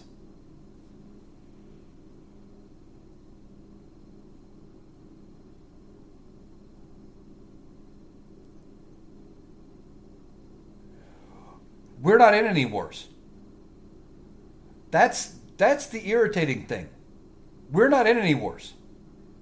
American troops are not involved in any war situations. We support them because they're our allies. That's how that works.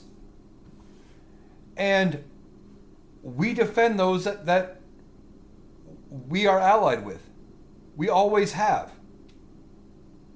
And a lot of that support that people like to complain about, it isn't just cash money that we give out. It's we turn around and we say, okay, Ukraine, we're going to give you, 100 tanks. I don't know, whatever. We look at we do have ships by Iran. But a lot of, like I was just saying, a lot of what we pay for, it isn't them getting a blank check. It's us giving them old equipment that is still usable, and then we go buy new for ourselves.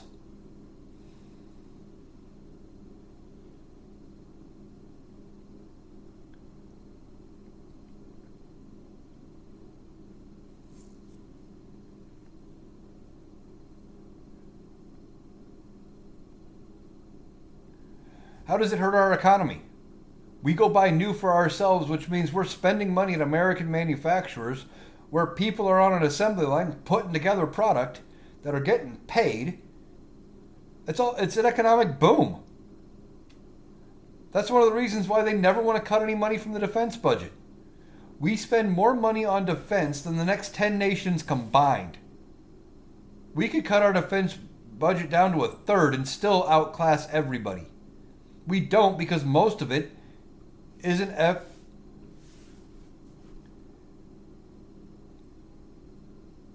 Why? Why sell it? When when you take stuff that's 10, 20 years old, you get rid of it for nothing and you buy brand new. A lot of that stuff is depreciated to the point where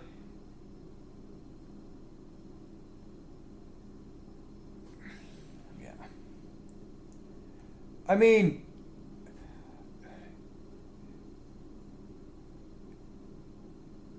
that's not entirely the point.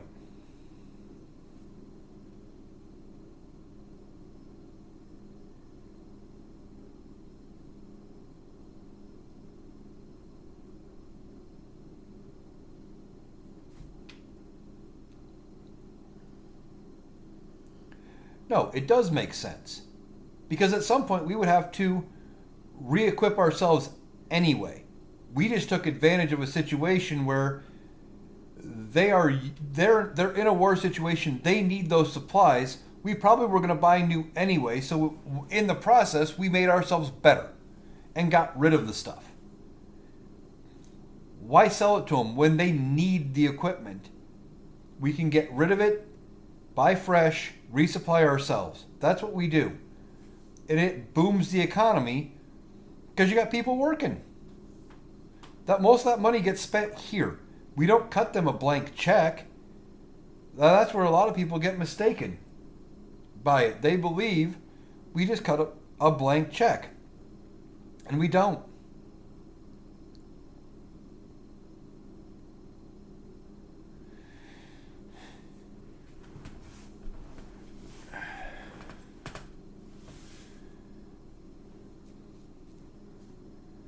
But Democrats got a lot of work to do. I've been saying it for the last couple of days. I'm trying to give people some hope. Midterms are coming. And we got to get back and we got to start the fight all over again.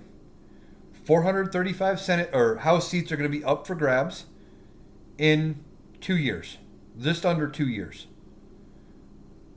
And we need to get ready. We need to start getting candidates lined up, and getting people out, knocking on doors, maybe, I don't know. But doing what we can to be ready for midterms and for the primaries, for those midterms. Democrats need to do something that, they need to mobilize. One of the problems with the Democrats is they've given up in a lot of areas. There were races here for State House in Iowa that were unopposed. Not saying that a Democrat could have won. Maybe an independent could have won. But we got to start doing whatever we can because the midterms are coming. And then after that, we got 2028.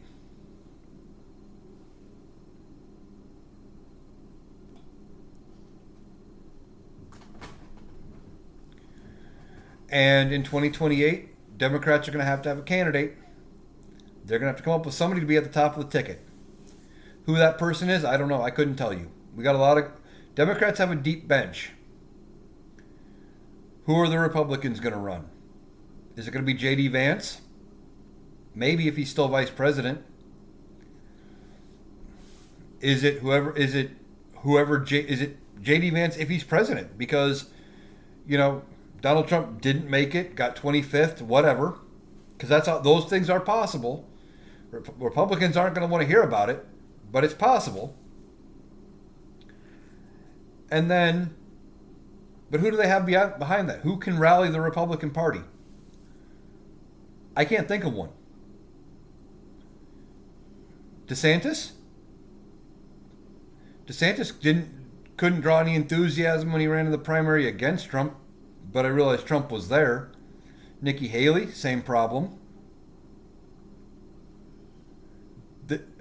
There's not very many people in the Republican bench because they have put themselves behind the same person for 12 years. Looking ahead to 2028. Who's the heir apparent to their movement right now? Who do they run? I can't think of anybody. I can't think of anybody who hasn't been stained by Trump one way or another, either because he or she worked with Trump, or because Donald Trump turned on them. Republicans are going to be struggling to find a candidate in 2028. Democrats are also going to be struggling between here and there because they're going to have to come up with a candidate. And the problem is they've got a deeper bench. They've got a lot of people who could be good. And as we talked about earlier in this live, Democrats have a problem of wanting the perfect candidate. They want somebody who would check every single box. They're not comfortable with just, hey, we made it to this point. Let's go, let's make it to step 1, and then we take step 2. They want to jump to step 5 in the first move.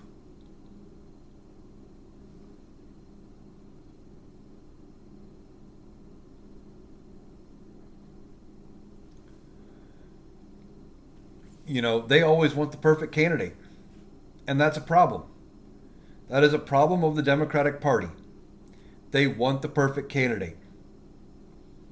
They want somebody who checks every single one of their boxes, will give them everything they want, but then they also want to be able to reach out and draw in disillusioned Republican voters at the same time and get all of the independent voters. Now, I don't know if any of this is true, but I hear we are in the find out phase already. Talked about this earlier in this live, or it was in the previous one. I had to end and come back in because I was having issues with Connect.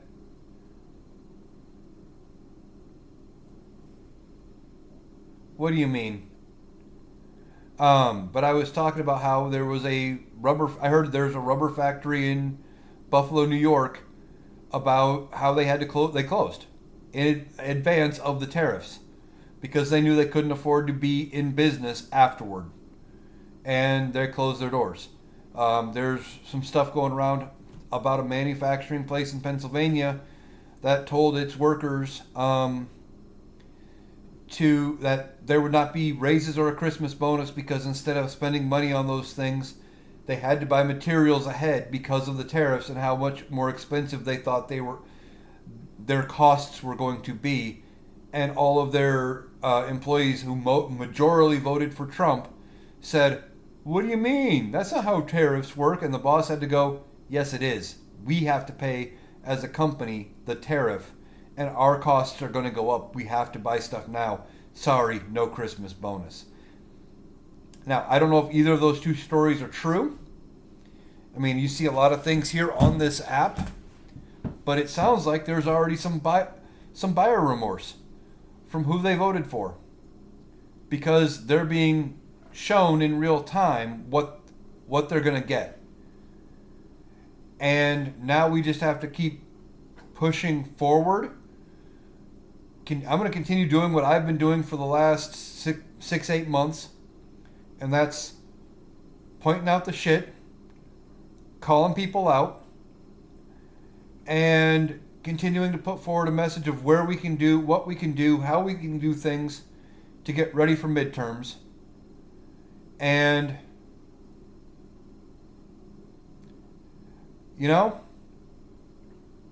my effort, I don't think my effort failed because I did something. it was worth it. You know, I'm a small-time creator right now. There's a lot of things to deconstruct from this election.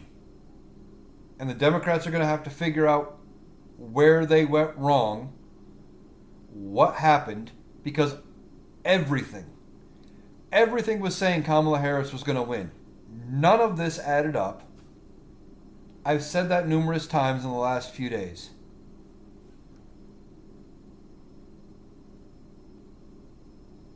Come on. There we go. You know, Kamala Harris underperformed Joe Biden by 14 to 15 million votes, roughly. And we got to figure out why. Was it policies? Was it appealing to Republicans with Liz Cheney? Was it protest votes over the two wars?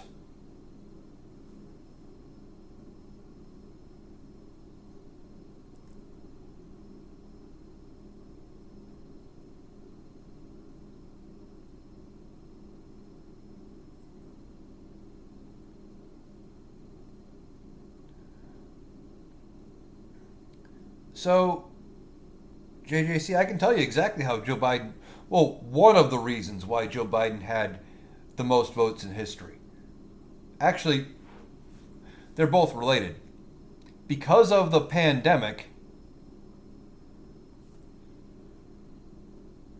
in 2020, and that being fresh in people's minds as we were going through it and looking around at how bad that was handled, they went, fuck, we don't want any more of this. This is people are dying. This isn't working. That was part of it. The other part was because of the pandemic, it was made so easy to vote. A lot of states mailed you voter registration. They mailed you, when you sent that back, they mailed you a ballot. Or if you were already registered, they mailed you a ballot. And everything. You didn't have to leave your house to go vote. They sent you everything you needed. They made it easy to vote. They expanded on voter access. They had ballot drop boxes. You didn't even have to go inside your polling place or your courthouse or wherever to drop off your ballot. They made it easy.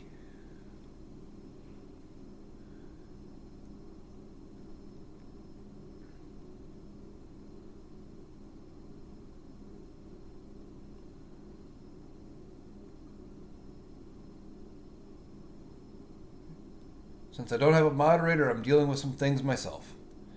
But they made it easy in 2020 to vote. They did. Everything was simple. It got mailed to you. You just filled it out. You mailed it back. You didn't have to do anything. And then states, like Iowa, changed the rules. One, Iowa took 9 days of early voting away. Before 2020, in 2022, they changed the rules. 2020, you had 29 days of early voting access. 2022, they changed the rules to 20 days of early voting access.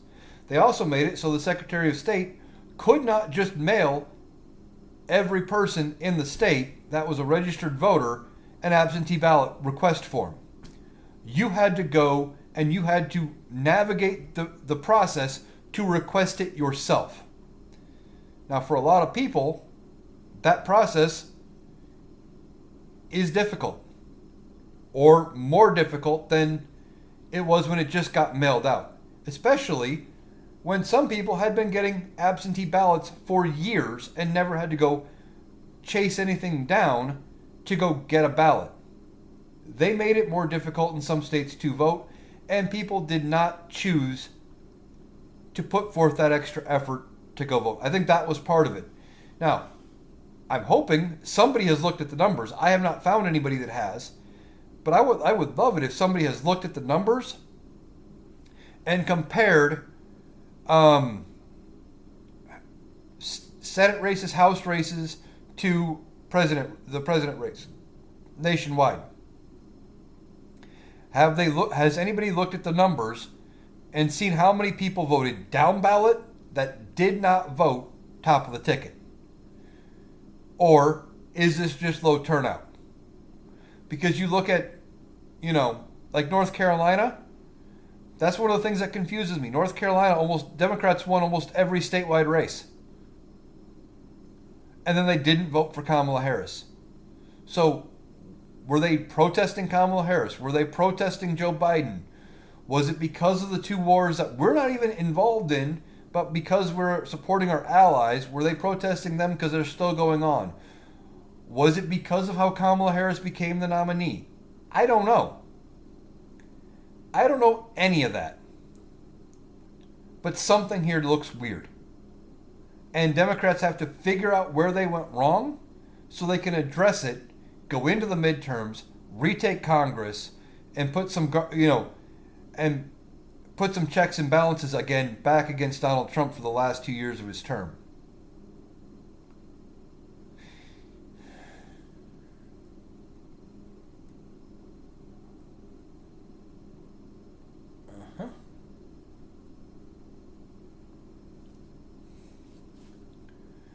And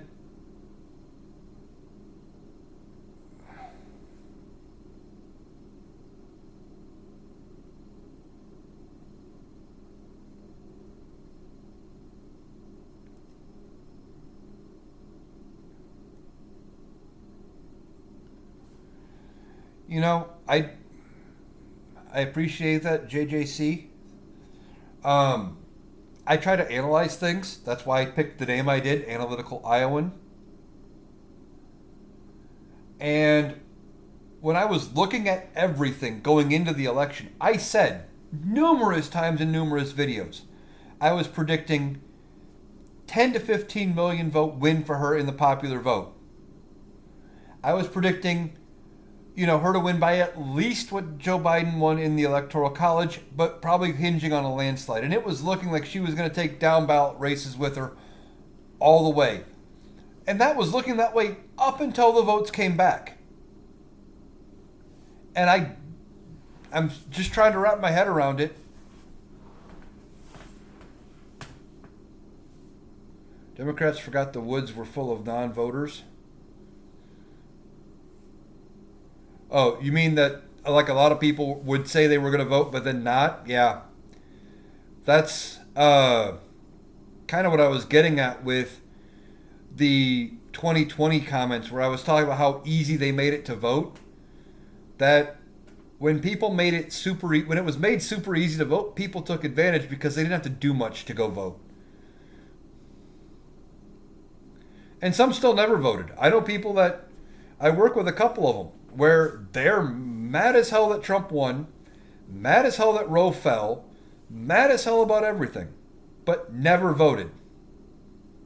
I know another guy, I'll be honest, we don't talk politics very often because him and I don't agree. He's a Trump supporter. And he loves a lot of the things about Donald Trump. Has never voted for him. Would never take the time to go vote. Couldn't be bothered. Didn't think it did anything to go vote. There are people on both sides of the aisle that they love to complain, they love to talk politics, they get into the middle of it, but they don't vote.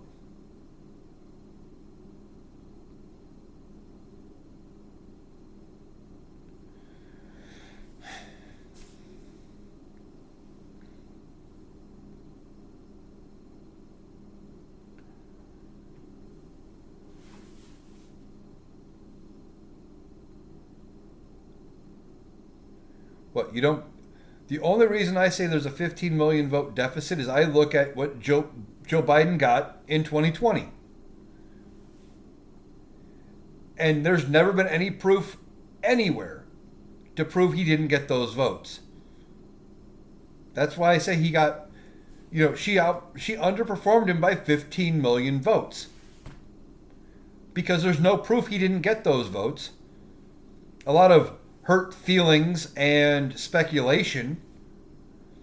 But I think the longer I think about it, the more my idea makes sense that it had a lot to do with how easy it was to vote in 2020. That people were in the middle of the pandemic. They were looking around at how bad the shit was in the pandemic and the pandemic response. And they went, anything's better than what we have going on right now.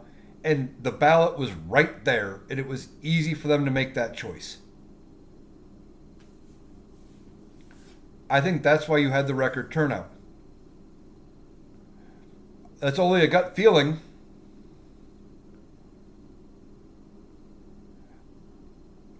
I don't know if it was Dems or Independents, but somebody was, I think it's at least, I'm not going to put all the blame on any one thing. I'm saying it's at least part of it. Is that some people were too lazy to go vote. I have always been of the belief that if you do not vote, you do not get a right to bitch about how bad things are going. Either which way. I'm an independent. I have said that numerous times the last several days. I have been an independent for over 20 years. I have voted left, right, third party.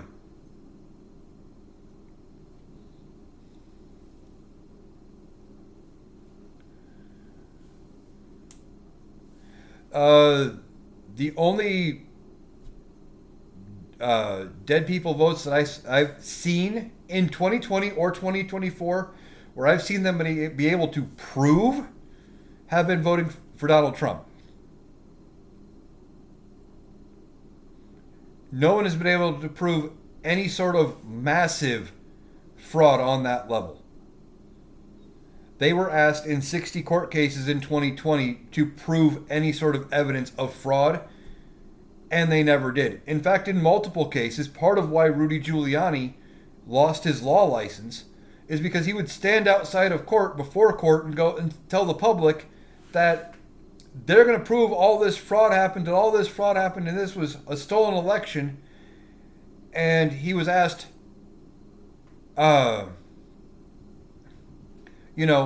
in court, what are you trying to prove here? Where's your evidence of fraud? Well, this isn't a fraud case. He would say in court because he knew he couldn't, because it would be a problem.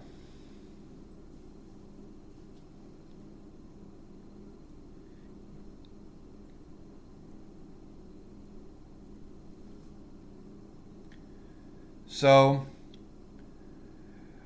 still trying to wrap my head around everything, and like I said, I didn't give people an idea of how to go forward and where we go from here. I'm probably going to be wrapping this up shortly,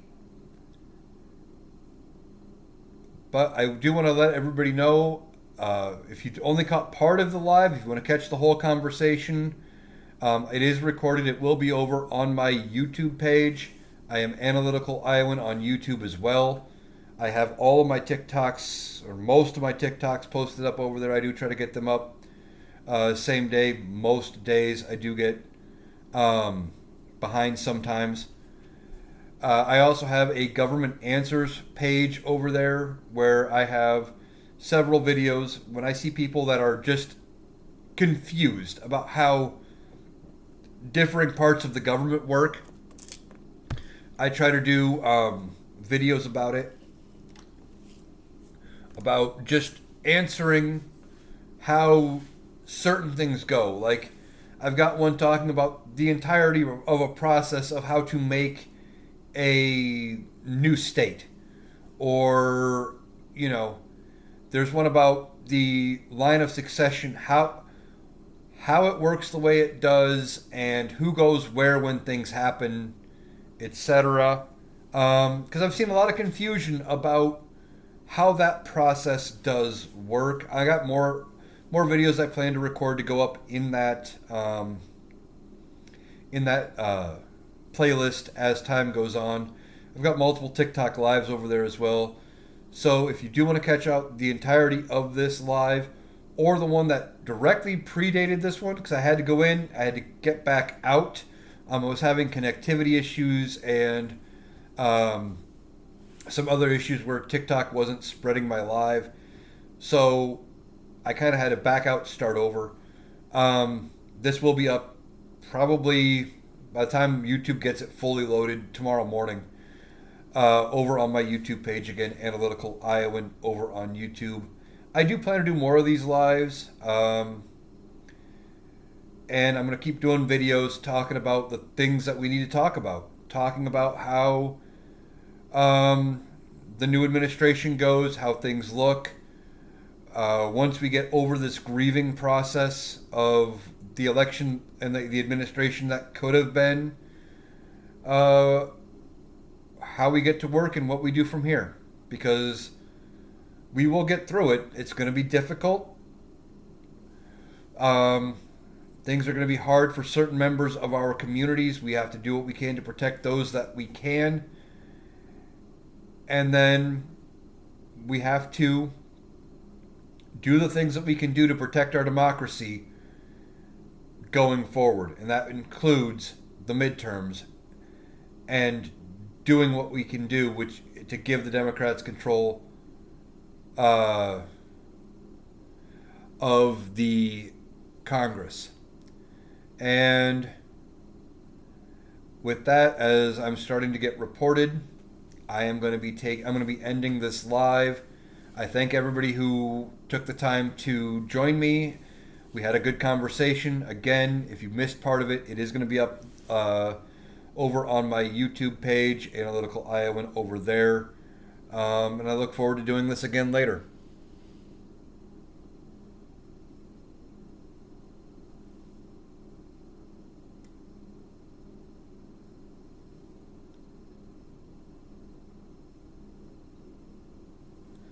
Okay, just got done wrapping up this live. Had to do kind of two parts because I was getting connectivity issues, like I said, and some warnings. And I hope you guys enjoyed it. I will be doing more of them, I think, going forward. Probably not like I'm probably not going to keep this pace up where it's every single day, but I'm going to keep doing more of them because I do enjoy the communication back and forth. We've got work to do, but we're heading in the. This was a step back. Now we got to take steps forward and keep doing what we do.